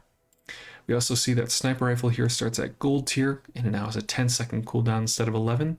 So if you're fighting your Pharaoh's Khan fight, that fight is now a little bit harder, just to let you know. Star chart, it says now adjacent items cooldowns are reduced by 5, 10, 15, 20 instead of 10, 15, 20, 25. So 5% knocked off this thing. It's still going to be a good item. You're still going to want to play it for economy and XP purposes, but you ultimately are going to gain a little less from it in the cooldown reduction territory, but that seems to be across the board. Turtle shell now starts at silver tier, has a 10-second cooldown instead of a 7-second cooldown. It is going to scale 10, 15, 20 shield, and then when you use another non-weapon item, charge it 2 seconds, and it was 1 second. So I think that this is a pretty big buff to the turtle shell, especially if it started at gold tier before. I think the fact that we can just get it at silver tier means that this thing is going to be pretty impactful for our runs. Having more opportunities to play with the turtle shell is pretty nice. So yeah, I think we're going to see this way more often. Just another big, nice shield item for Vanessa to make that sort of build viable on the character is pretty cool. And next up here we have wetware, which says shield scaling from 15, 25, 35, 45, where it was 20, 30, 40, 50 before. So 5 less shield. Not the biggest change to wetware, but a welcome one, because I feel like wetware was kind of an auto win in the early portions of the game if you had enough weapons to go along with it. And lastly here, the Zorcid, 8765 second cooldown where it was 6, and now deals a static 30 damage. But ultimately this cooldown was what we I guess we were looking at before. This is the big impactful thing. So now your bronze tier Zorcid, it's going to be much harder to play and justify on your board. It's still probably something that you're going to want to utilize, but it is just a little less powerful in the early game. And with that, that is the Vanessa item. So not too many changes here, but I would say the slow builds have definitely received a buff, and that's pretty cool just to see that they have more viable slowing options, and it was already pretty good on Vanessa. So interested to see how we can play that. I think what is the cool thing about the slow build in Vanessa is there are a couple different ways that you can play it, and they're all very viable. So this is pretty interesting to just have even more choices with your slow build. And then yeah, I like the turtle shell buff. I think this is pretty nice, as well as the repeater. These allow you to kind of choose that direction of going into ammo or going into a shield build earlier in the game, which is pretty nice. But let's move on to Mak. So atmospheric sampler. They removed the at the start of each day, get a small reagent. Honestly, this item was already so powerful before. It didn't need this get a small reagent clause on it. So it's been nerfed, but not nerfed in a way that is going to matter for its power level. This is still an absurd item. Blank slate, the quest requirements changed to 30, 25, 20, 15, 10 instead of 50, 40, 30, 20, 10. So having this blank slate, its quest requirements getting met even more easily is pretty cool. I think that'll mean that we see more blank slates, and I think that's a pretty fun one. Blank slate was pretty powerful before, and now it gets even more powerful in the way that it can come online a little more quickly. But the overall like numbers of what it was giving you when it did go off have not been changed. So yeah, pretty interesting. Love to see that actually. I'm really a big fan of the quest builds. Let's keep moving here. So Bottle Explosion now is going to do 5-10 damage instead of 10 to 15. This is certainly a nerf. I'm interested to see if this changes the numbers on Bottle Explosion to be where it isn't kind of like an auto pickup every time you see it. I feel like the Bottle Explosion was, when you played the potions build, one of the big payoffs that you could get. And knowing that it has a little bit less damage on it, I don't think it's going to matter too much with how it scales, but we'll see if those breakpoints prove to be a breakpoint for utilizing your Bottle Explosion. Otherwise, Bottle Tornado now has a 6-second cooldown instead of 7 rather. Calcinator and Retort. So the chunk of lead spawning now costs 2 gold instead of 3, which is a pretty nice change, especially given that Mak lost a lot of his value generation that he would get from being able to transform items to be enchanted and then gaining bonus gold from those items being enchanted. So with the loss of that, Mak naturally got less gold. So seeing something like us getting a little bit more gold here on the Calcinator and Retort, or it just costing less, is a pretty welcome change, I would say. Cauldron, now burn poison 3, 4, 5 per type instead of 2, 3, 4. I tried to make the Cauldron work, and it was not good before, and I think this might be just enough to make it viable in the mid game. Certainly not something you want to play in the late game, but I think that if we are looking at our like day 4 and beyond to maybe like our day 7, this could be a pretty good item to kind of bridge that gap between the late game and the early game. Next up here, the Covetous Raven starts at bronze tier, it deals 50, 100, 150, and then 200 damage instead of 80, 120, 160. So ultimately, it is going to be doing a little bit more damage across the board and starting at bronze tier. So I think this will be an item that we can now start building around in the early game, which is pretty cool, as I think the Covetous Raven was kind of a sleeper item before. So I'd love to see it. Crocodile Tears. Now it says, when your enemy takes damage, this gains 8, 16, 24, 32 damage for the fight. It was 10, 20, 30, 40 before. So a nerf to the Crocodile Tears overall damage. And I really liked playing Crocodile Tears before, so I feel like this may be enough of a numbers change for it to be a hard justify playing. We'll see how impactful these numbers are, but I will say that gaining like 4 less damage every time you had like a burn tick on your opponent could mean that the Crocodile's Tears comes off the board and we try and look for something else. Death Caps now has been redesigned, so it starts at silver tier, has a 5-second cooldown, it's going to poison for 5. It says, when you use a weapon, your poison items gain +2, +3, +2, +1, +2, +3 poison, and regen items gain +1, 2, 3 regen for the fight. It says when this is transformed, enchant it with toxic if able. So this feels kind of like a reverse poppy field in some ways. I don't think that makes too much sense, but regardless, this is pretty interesting in that you are going to now want to utilize this with like your spider mace boards, and then to make your poison items better instead of trying to find ways to buff the damage on your spider mace. So I think this can be pretty cool, another item to tinker around with, and one that I can slot into a lot of builds. So yeah, I'm excited to play around with the Death Caps for sure. Dragon's Breath now says when you use a flying item or an adjacent item, this gains 6, 8, 10 burn for the fight instead of saying was dragon item or adjacent item. So now this can go along with like our atmospheric sampler, which could be pretty good, or our flying potion. We can now start playing Dragon Breath a little bit more. Dragon's Breath always been a hard one to figure out how to utilize effectively, and kind of needed a lot to go along with it for not that big of a payoff. So to see this being a little bit easier to enable, I think makes a lot of sense and could make for some really interesting flying builds. So yeah, could be a pretty good build around item for sure in our mid game. I wouldn't probably be hesitant to play in the late game, but definitely in our mid game. Floor Spike now has a 7-second cooldown instead of 9, so 2-second cooldown off that item that was already getting charged before. That's pretty cool. I think the Floor Spike even more powerful. This is one I really like. The Frozen Flame now starts at silver tier instead of starting at gold tier, and it says the cooldown is now at 4 seconds instead of 5, so it's a pretty fast item, and now is going to have its burn scaling be 5, 10, 15, which is in line with what it was before. And then it says the first time you fall below half health each fight, freeze all enemy items for 2 seconds instead of 1 and 2, so it's going to put that static 2 seconds on all of your opponent's items. You're probably going to be playing this with a Sapphire, so you're going to be freezing for 2.5 seconds. That's a pretty large amount of freeze. It's a pretty long time to be freezing your opponent's items, so love to see this. This is a cornerstone of the freeze build, so this makes the freeze build much more viable instead of something that you could really only search for after you hit day 6, because the gold tier items were really the only way to make this one work, in my opinion. So yeah, love to see this change. Hemlock now is at 6 seconds instead of 7. Hourglass starts at silver tier, which is interesting in that we can't transform our small item into the sad bronze hourglass with the random enchantment on it and feel very bad about it like we did 1,000 times before. Maybe just me. Anyone had a bronze crit hourglass and been very upset? I don't know. Anyway. Infused Bracers starts at silver tier. The cooldown is now 5, 4, 3 instead of a static 5. It's going to poison both players for 10, 20, 30, so it's way more poisoning.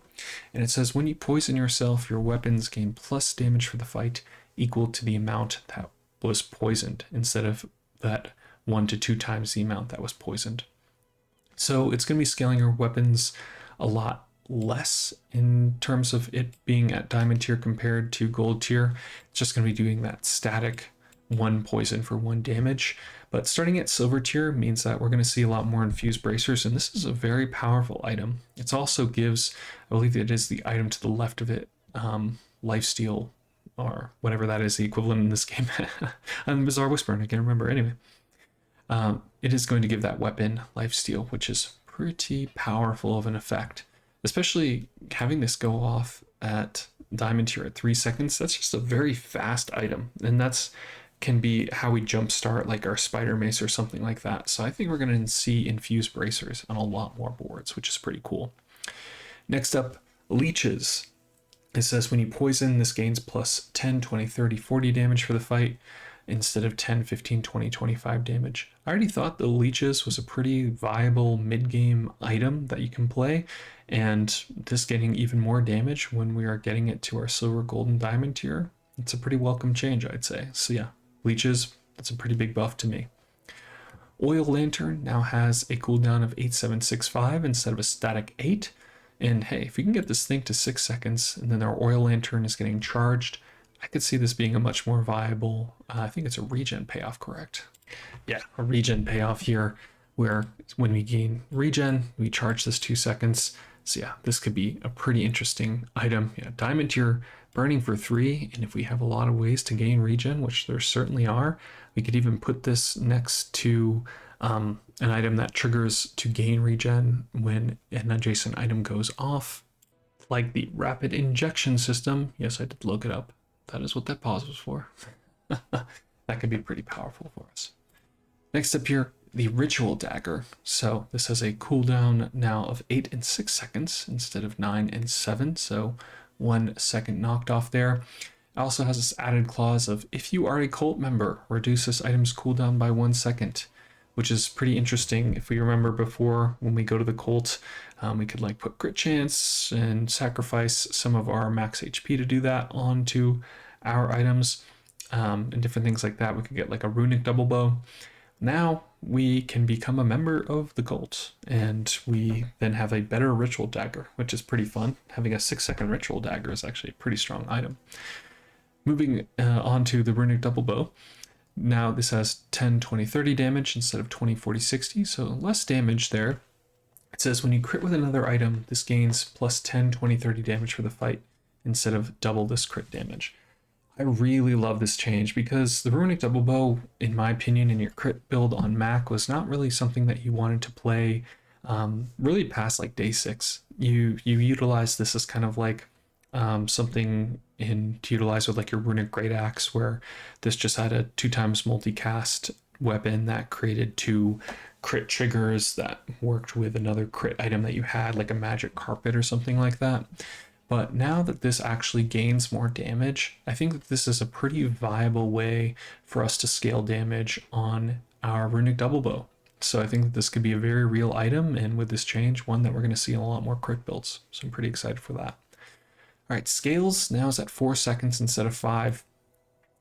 This might seem inconsequential, but having cooldown reduction or just charging your other items on your board is a very powerful effect. So being at 4 seconds instead of 5 makes the scales a little more scary. This is one where type of item, if you knock a second off of it here and there, that can make all the difference for how playable it is, because this is generally something that'll like jumpstart your build. So the scales could be just in that sweet spot now at that 4 second mark. Sifting Pan says your catalysts have 1 plus 1, 2, 3 value, where it said before when you sell a catalyst gain 1, 2, 3 regen. So I like this a lot because this means that we're going to have another nice economy item for Mak, especially given the nerf to his economy. I think he needs something like this. This is pretty good. Soul Ring now has a 10 8-second cooldown instead of that static 10, and then its regen is going to be 10 static instead of 10 20. It's certainly nice to have this thing go off a little bit faster. This Soul Ring creating just a tremendous amount of poisoning. I can look it up here. There's that rapid injection system I talked about. Yeah, that Soul Ring. Oh, yeah, okay. Soul Ring. There we go. Saying poison equal to your regen, this thing going off faster. It makes a huge difference. That 10-second mark is a really long cooldown, and 8-second mark starts to get this towards that playable territory. But we do need a little bit of time to build up our regen. Still, I think that this is a good buff to the Soul Ring. Next up here, the Soul Stone. So this is going to burn and poison. The quest on it is going to need 6 items instead of 8, and then the Slow and Freeze is changed to 3 instead of 4. I'd look at this freeze one. This is a really powerful effect in the game, and anything that allows us to freeze more quickly, more often, is going to be something that is kind of a it's something that we need to look out for because it could be problematic, but more so it could be powerful if we're trying to do good things in the Bazaar here. So having an ability to get our soul stone on even quicker, I think, is pretty nice for us. Next up here, the Spider Mace. So now it has an 11, 10, 9, 8 second cooldown, and its damage is a static 25. I think this is like the exact change that we want to see for the Spider Mace. We want our upgrades to the Spider Mace to feel impactful, because before you just kept this thing at bronze. It really did not matter to level this thing up. Sure, if you got a diamond to your Spider Mace, it deals 40 damage every time it goes off. That's not why you're using this thing. You're putting this next to a rapid injection system. You're putting this next to an item that is going to be scaling its damage. You have like a poppy field, something like that. That's where the Spider Mace really shines. So the fact that this has a lower cooldown means that searching for your Spider Mace upgrade feels a lot better. So that's a really welcome change there. Strength Potion, having a 6-second cooldown instead of 7. That's pretty nice here, giving crit chance to your board. Sulfur now has a 6-second cooldown instead of 7. So that also pretty nice change there. Sword Cane now is rather different. It now has a 5, 4, 3, 2 second cooldown. It's going to have a static 20 damage that it does, and then a burn, regen, poison, static 2 that it does. But we don't have a lot of items on Mak that can go off at the 2-second mark. I can't think of any off the top of my head.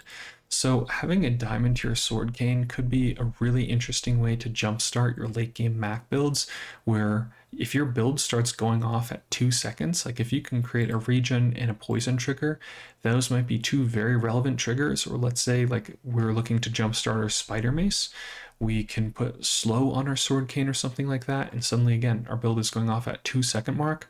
That's pretty impactful. So I really like this change here, and it makes the sword cane much more interesting when talking about the late game. Test Subject Alpha now has a 6-4 second cooldown instead of 7 and 5. This was already a pretty powerful item, and now to see it going off even faster is pretty scary. So I like to see this buff to Test Subject Alpha. Thrown Net now starts at silver tier. I think this is a pretty welcome change because it means that these slow builds on Mak have another big viable multi-slow item that they can utilize. The Thrown Net is a risk reward item in that it is going to only gain multicast when your opponent has weapons and friends, and not all of our opponents are going to have that. So you're kind of rolling the dice when you play this, but when it does have, +3, +4 multicast on this thing, it can do some pretty good stuff. So I love to see that. The Tome of Yahan, I believe, and now has this clause where at the start of each day get a small reagent, which is pretty nice because I believe this is the item where if you transformed a reagent, you gained regen. And so now that it gives you a reagent for that, means that you are more likely to want to keep this in your backpack. Just it not giving you any sort of economy with it made us not want to have this a lot of the time. So now that it also gives us a piece of economy with it, this is one that I'll be utilizing much more, I'm sure. We also see the Venomander here now is going from 135 or 123 and it's scaling to 1357. I don't think this is going to matter too much, but we love to see the Venomander coming up, We recognize a real one and all that. Vial Launcher now is going to do 25-40 damage instead of 30-45. So a slight nerf to it overall. And then we lastly see a redesign for the Viper Cane. So it's going to start at gold, where I believe it started at gold before. It has a 6-second cooldown. It's going to deal 10 damage. It says when you poison or gain regen with an item, your weapons gain 5, 10 damage for the fight. That's a very powerful effect. This now is another Staff of the Moose type effect where we're converting regen into damage, or Poppy Field effect where we're converting poison into damage. So the Viper Cane now is super, super viable. This is one that you rarely saw before, and people who try to make it work, 07 to you, we salute that effort, but ultimately it was not one that was very powerful. But this effect here, gaining 5 to 10 damage for the fight, again, 1 regen or 1 poison converting into 5 damage, that's a really big amount. So yeah, Viper Cane, it's here, it's big, it's powerful, you're going to use it. Neutral items. Oh wait, let's recap Mak.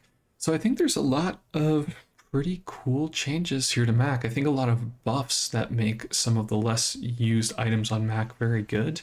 Again, thinking of like the Covetous Raven or again that Viper Cane.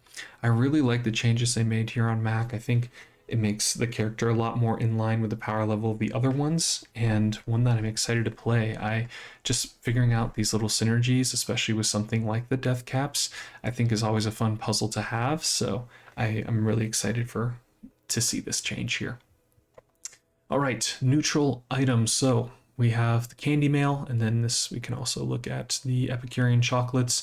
So now instead of giving 1, 2, 3, 4 with their buffs, they're going to give 2, 3, 4, 5, and then they are no longer destroyed in the fight. They're only destroyed at the end of combat. So that means that going and getting these items is much more impactful, which is pretty nice.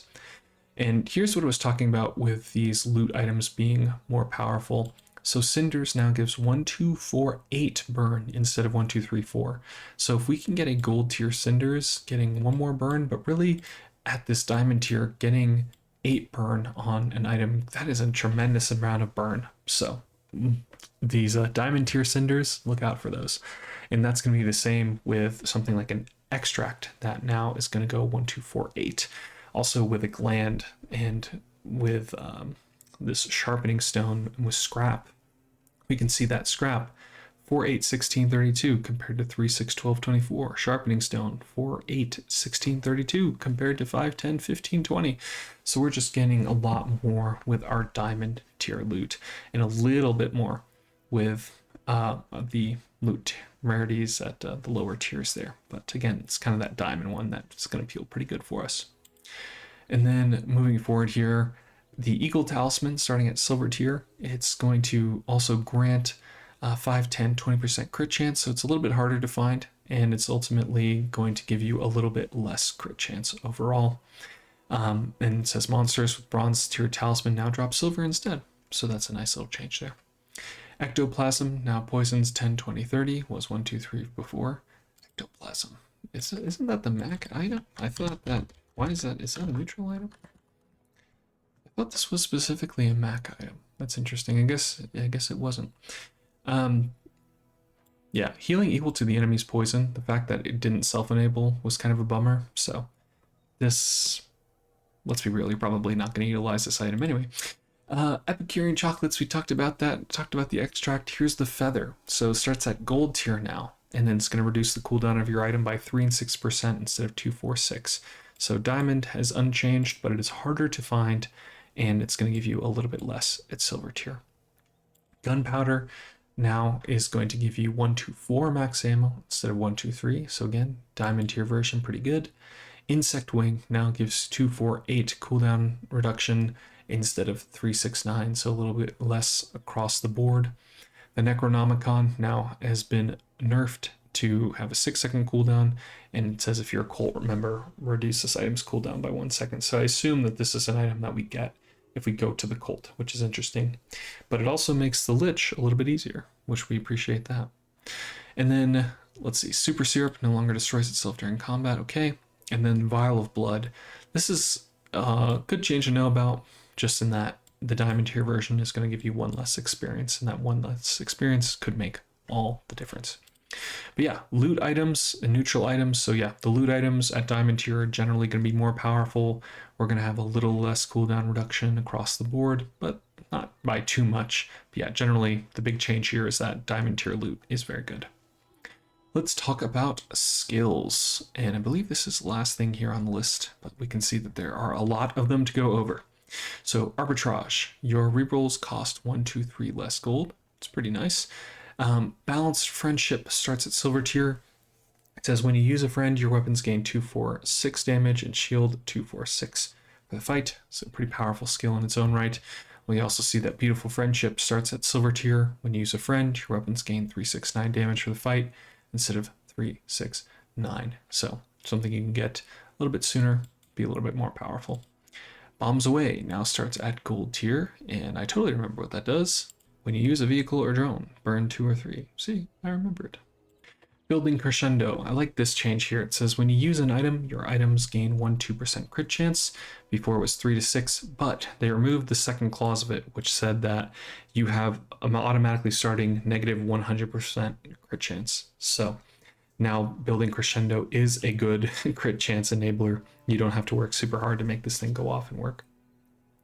All right, next here is Calming Heals. The first 5-10 items you slow each fight, charge. First 5-10 items, yeah, you slow each fight, charge 1 heal or regen item 1 second. It was only heal before, so a little bit of love to our regen builds. Conflagration has been added to the pig build, so that's super scary. If we remember Conflagration, we can see that it is going to increase the amount of burn damage when an item burns. So when you use an item with burn, this gains 1, 2, 3 burn for the fight. And with a matchbox, that is insane. So Conflagration Matchbox, that's going to be a super scary combo if we can get it. Desperate Strike now has been added to Mak. Says while you have less health than your opponent, your items gain 20, 40, 60% crit chance instead of 10, 15, 20 before. This 10, 15, 20% crit chance never felt like enough to justify it. Man, getting 20, 40, and 60%, that is a huge amount of crit chance. So Desperate Strike looks a little bit better. It is reactive instead of proactive, which is kind of a bummer, but this is a considerable amount of crit chance you could be adding to your board. So yeah, love to see that. Expert Pilot now starts at Silver Tier. It says your vehicles and drones have 20, 30, 40 shield and 20, 30, 40 damage. Before it was just vehicles. So this is interesting for like the turret and the Karakara, I believe, are both drones.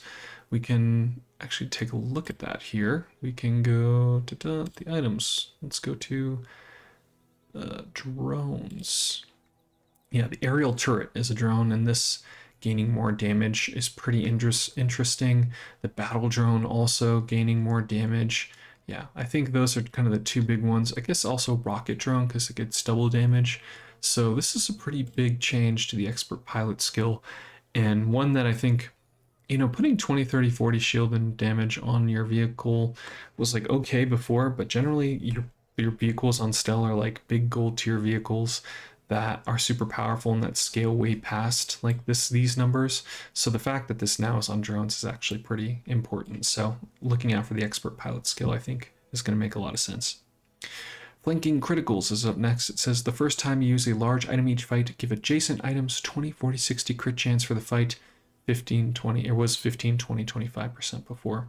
And giving 60% crit chance to the things adjacent to your large item. That is a large amount of crit chance. Wow, okay. Anyway, that's a pretty big buff to Flanking Criticals. Fiery has also been added to Pig, so Pig's just getting a lot of good fire skills now. It says your burn items have plus 1, 2, 3, 4 burn. And I think Pig does have like a density enough to make use of the skill, so that's interesting. Next up is First Flames. First time you use a large item each fight, burn 20, 40, 60 instead of 10, 15, 20. I like this change because you never really wanted to take these skills before. Burning for 10, 15, or 20 was never enough to justify picking that over a lot of the other ones that you're going to be getting. And you needed to have a large item to begin with. So certainly like to see this. I mean, putting 40 burn on your opponent when you utilize a large item is no small amount. So yeah, really like that change. First Strike is the next here. It says your items have plus 75 and plus 100% crit chance instead of 1575 before. And I believe this is the one that lowers when you utilize the item. Yeah, so First Strike, when you use an item, all your items lose 10% crit chance. Having this at that 75 to 100% crit chance threshold is super interesting. I think about like our boulder build, and let's just look that up real quick. The boulder, it's going to one-shot your opponent. It says deal damage equal to the enemy's max health, but if they have even 1 point of shield, then this item will not work. So having something like 100% crit chance on your boulder, that's going to be pretty good. So yeah, definitely like that change there. Going back to the other notes and other items here, we see Full Arsenal. Your items cooldowns are reduced by 2 and 4% if you have a vehicle, 2 and 4% if you have a weapon, and the same for a tool, where it was 5 to 10% before. So again, our cooldown reduction skills have been nerfed pretty significantly. And yeah, Diamond Tier giving 10 versus 4, that's a pretty big jump. Next up is Guardian's Fury. While you have shield, your weapons have their cooldowns reduced by 5, 10, 15%. And before it was 10, 20, 30. So again, cooldown reduction ultimately nerfed across the board. Man, 30% cooldown reduction? How have I never noticed that? That is so much. Anyway, hardly working is next up here. It says it has been changed to 4, 8, 12 uses instead of 5, 10, 15. And you know, I totally remembered what that is. Hardly working. First for you slow each fight. Charge regen item. Okay, that's interesting. I don't know how consequential it will be, but you know, a little bit nerf of this to the skill. Next up here, Healthy Hoarder now starts at Silver tier, and that's kind of a bummer in that I always loved using Healthy Hoarder on Pygmalion, giving yourself more max HP for every non-weapon item that you had, but hey, you can still get it at Silver tier, so ain't the end of the world. We also see Healthy Lifestyle. You gain 369 regen, so 246, and we can look that one up. You have 369 regen for each non-weapon item you have. Nice. So even more regen. I mean, that was already a good skill, so a buff to that is interesting to see that happened, but also certainly welcome. Herbal supplements has been removed from Pig, and we can look that up. So you no longer can have this access to the static regen. That's interesting. I wonder why they got rid of that one. I can't say I took it very often, maybe because you don't have like a critical density of enough regen items on your board. Maybe you have like 1 or 2, so you don't want to utilize this. But that's weird that they would take that off of Pygmalion altogether. Maybe they want to like balance the amount of skills that are in their pool. As we can see that like improvised heal and improvised protection have also been taken off Pygmalion. Maybe they want to, balance the amount of skills that every character has access to. Honed Strike says when you use an item, it gains 5, 10% crit chance for the fight. Before it said when you crit with an item, it gains 5% to 10% crit chance for the fight. So you no longer are going to be stacking crit chance when you crit. You are just going to be stacking crit chance when you use an item. So Honed Strike is certainly way more powerful than it was before. This is a very, very good skill and one that you will want to take if you can find it. Hotspot has also been added to Mak. That's interesting. More ways to burn on Mak. I do like Hotspot as a skill. Improvised Burn now starts at Silver, and it goes 1, 2, 3 burn. It was 1, 2 before. So just to jog my memory, when you crit, your burn items gain 1, 2, 3 burn for the fight. Okay, that's nice. That's nice on Vanessa specifically, who kind of has this like crit burn build. That's sort of like this hybrid between two builds. Yeah, I like to see a buff there. Improvised Heal and Protection again have been removed from Pig. Improvised Poison now starts at Silver. So again, converting crit to poisoning. We don't see a lot of characters that have like archetypes that care about that specifically. Probably would see that on Mak if anything. Or maybe Vanessa, who knows. Industrialist, we see a nerf here. Your properties have their cooldowns reduced by 5, 10%. It was 10 to 15 before. So again, cooldown reduction. We have seen nerfs to all of those abilities. This is a cool one. Iron Sharpens Iron has been added to Pig and says your leftmost item has +3 damage instead of 2. And when you buy a weapon, increase this bonus by 3, 4, 5. There's a lot of ways there are a couple different ways I should say that are like payoffs for us to buy items, specifically weapons on Pygmalion. So having another skill that rewards us for doing that when we naturally wanted to do that before with our other items is pretty nice. So love to see that. Makeshift Plate. When you use a non-shield item, your shield items gain 369 for the fight. Where it said before, your shield items have +1 shield for every 432 gold you have. I never personally liked these sort of having more for the amount of gold you have, because it's not a really fun way to play. If you're saving up your gold you want to spend down and then saying to yourself, oh man, well, I realize that mathematically like I could just save my gold and it would be more impact than it would be if I was to like buy this item in front of me. It's just not that fun of a way to play. So having this, what is also a very powerful skill, utilizing a non-shield item to buff up your shield items, that is a really, really powerful clause. I can see this on Dooley being very, very good for us. I think this nature who has a lot of items that go off very quickly and very frequently, making the shield build even better. Also, overclocked, remove the second ability. Well, why don't we look at what that second ability was? So, overclocked. While you're burned, double this effect. Okay. And now, what does it do? Your core's cooldown is reduced by 10-15%. Okay, so just less cooldown reduction overall. It is still a large amount of cooldown reduction, but it's also not easy necessarily to burn yourself. So, okay, interesting change there. Overheal regeneration changed to everlasting life. So it's a new name here. It starts at gold. It says when you use a heal or regen item, gain 5 to 10 max health for the fight, versus when you overheal, gain 5, 10, 15 regen for the fight. It's been added to Mak.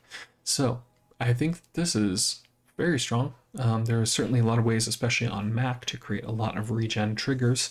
And if we think about Pygmalien, a lot of ways to create heal triggers. So gaining even more max health feels pretty good on both of those heroes. We see Pacifist as our next one. If you have no weapons, your items have their cooldown reduced by 5-10 versus 10-15 where it was before, and that has also been added to Mak. So that's a pretty nice change there. But again, cooldown reduction has been nerfed. We know that this was their goal. Next up, Parting Shot. Crit scaling changed to 10-15%. It was 5-10%. Okay. Lastly here is a redesign to party like it's, there's probably a number in there that I do not know. So there's a diamond tier, and then it says your leftmost item is a friend, which is a very powerful effect on Dooley, turning even something, I want to say like your power gel into a friend, and then that thing going off a bunch of times, and that proccing your things that care about friends going off.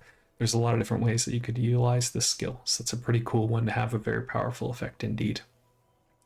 Poison Opener. First time you use a large item each fight, poison 20, 40, 60 instead of 10, 15, 20. Again, like to see these number changes on this skill. Poisoning for 40, poisoning for 60 is still good. It's not as good as if we were burning for 40 or 60, but that's still quite a bit more, and thus probably going to see a little bit more Poison Opener skills.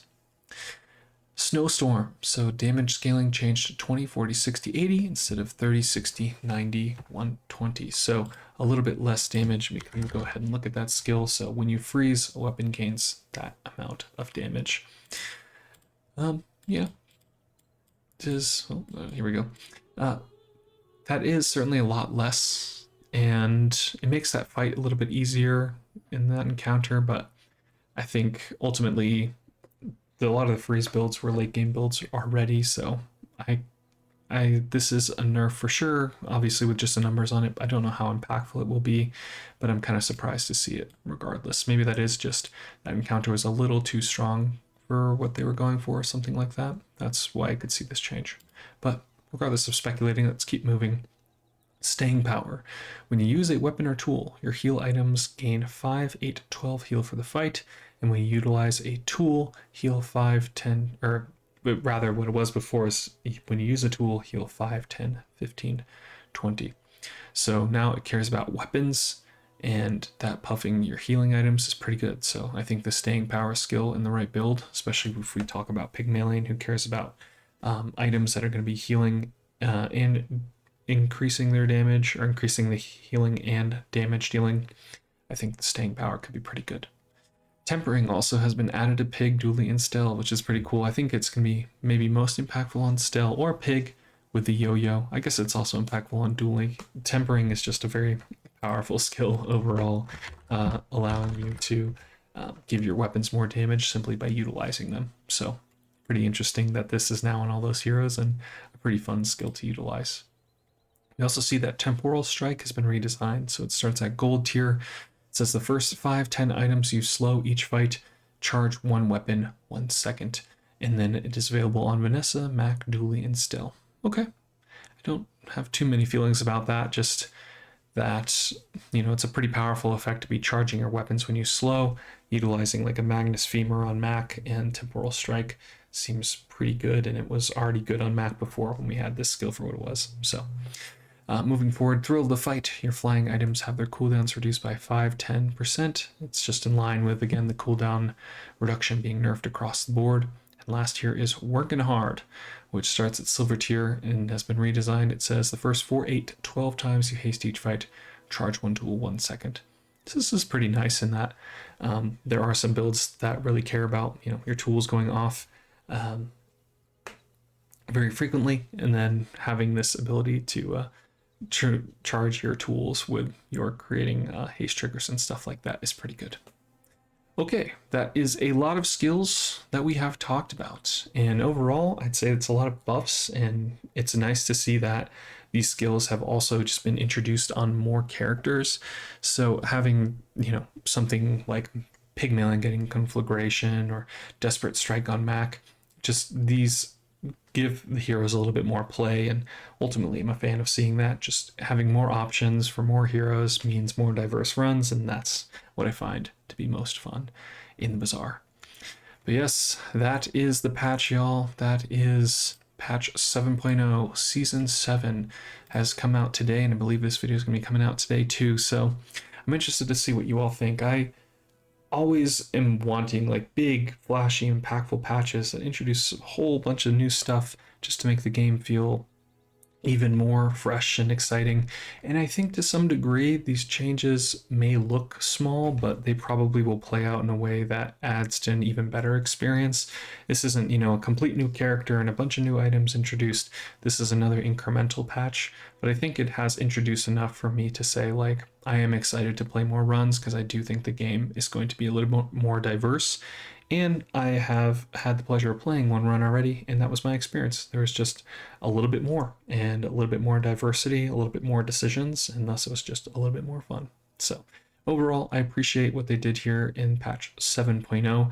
Haven't really shaken things up too much, but they've gotten the game into what I would hope and what I think is going to be in a much more balanced and fun to play state. But with all of that said, thank you for watching. I always like going over the patch notes at the beginning of the season and just kind of making my predictions and seeing that the game be a little bit more fresh with each iteration. I ultimately, have for the first time in a while, the last season like hit legend, and there was a way in that process where normally I like have to force myself to just grind out the games to do that because it is a goal of mine to hit legend every season, but last season I genuinely played every game because I wanted to, and that was like a very welcome change for how I go about this game. And yeah, it seems like they're only kind of improving upon that. I think we're not seeing like those big flashy patches that we all want, but at the same time the game is like marginally just getting better and better and better, which I think is good for the long-term and long-term prospects of playing the Bazaar. But with all that, you can subscribe, you can like.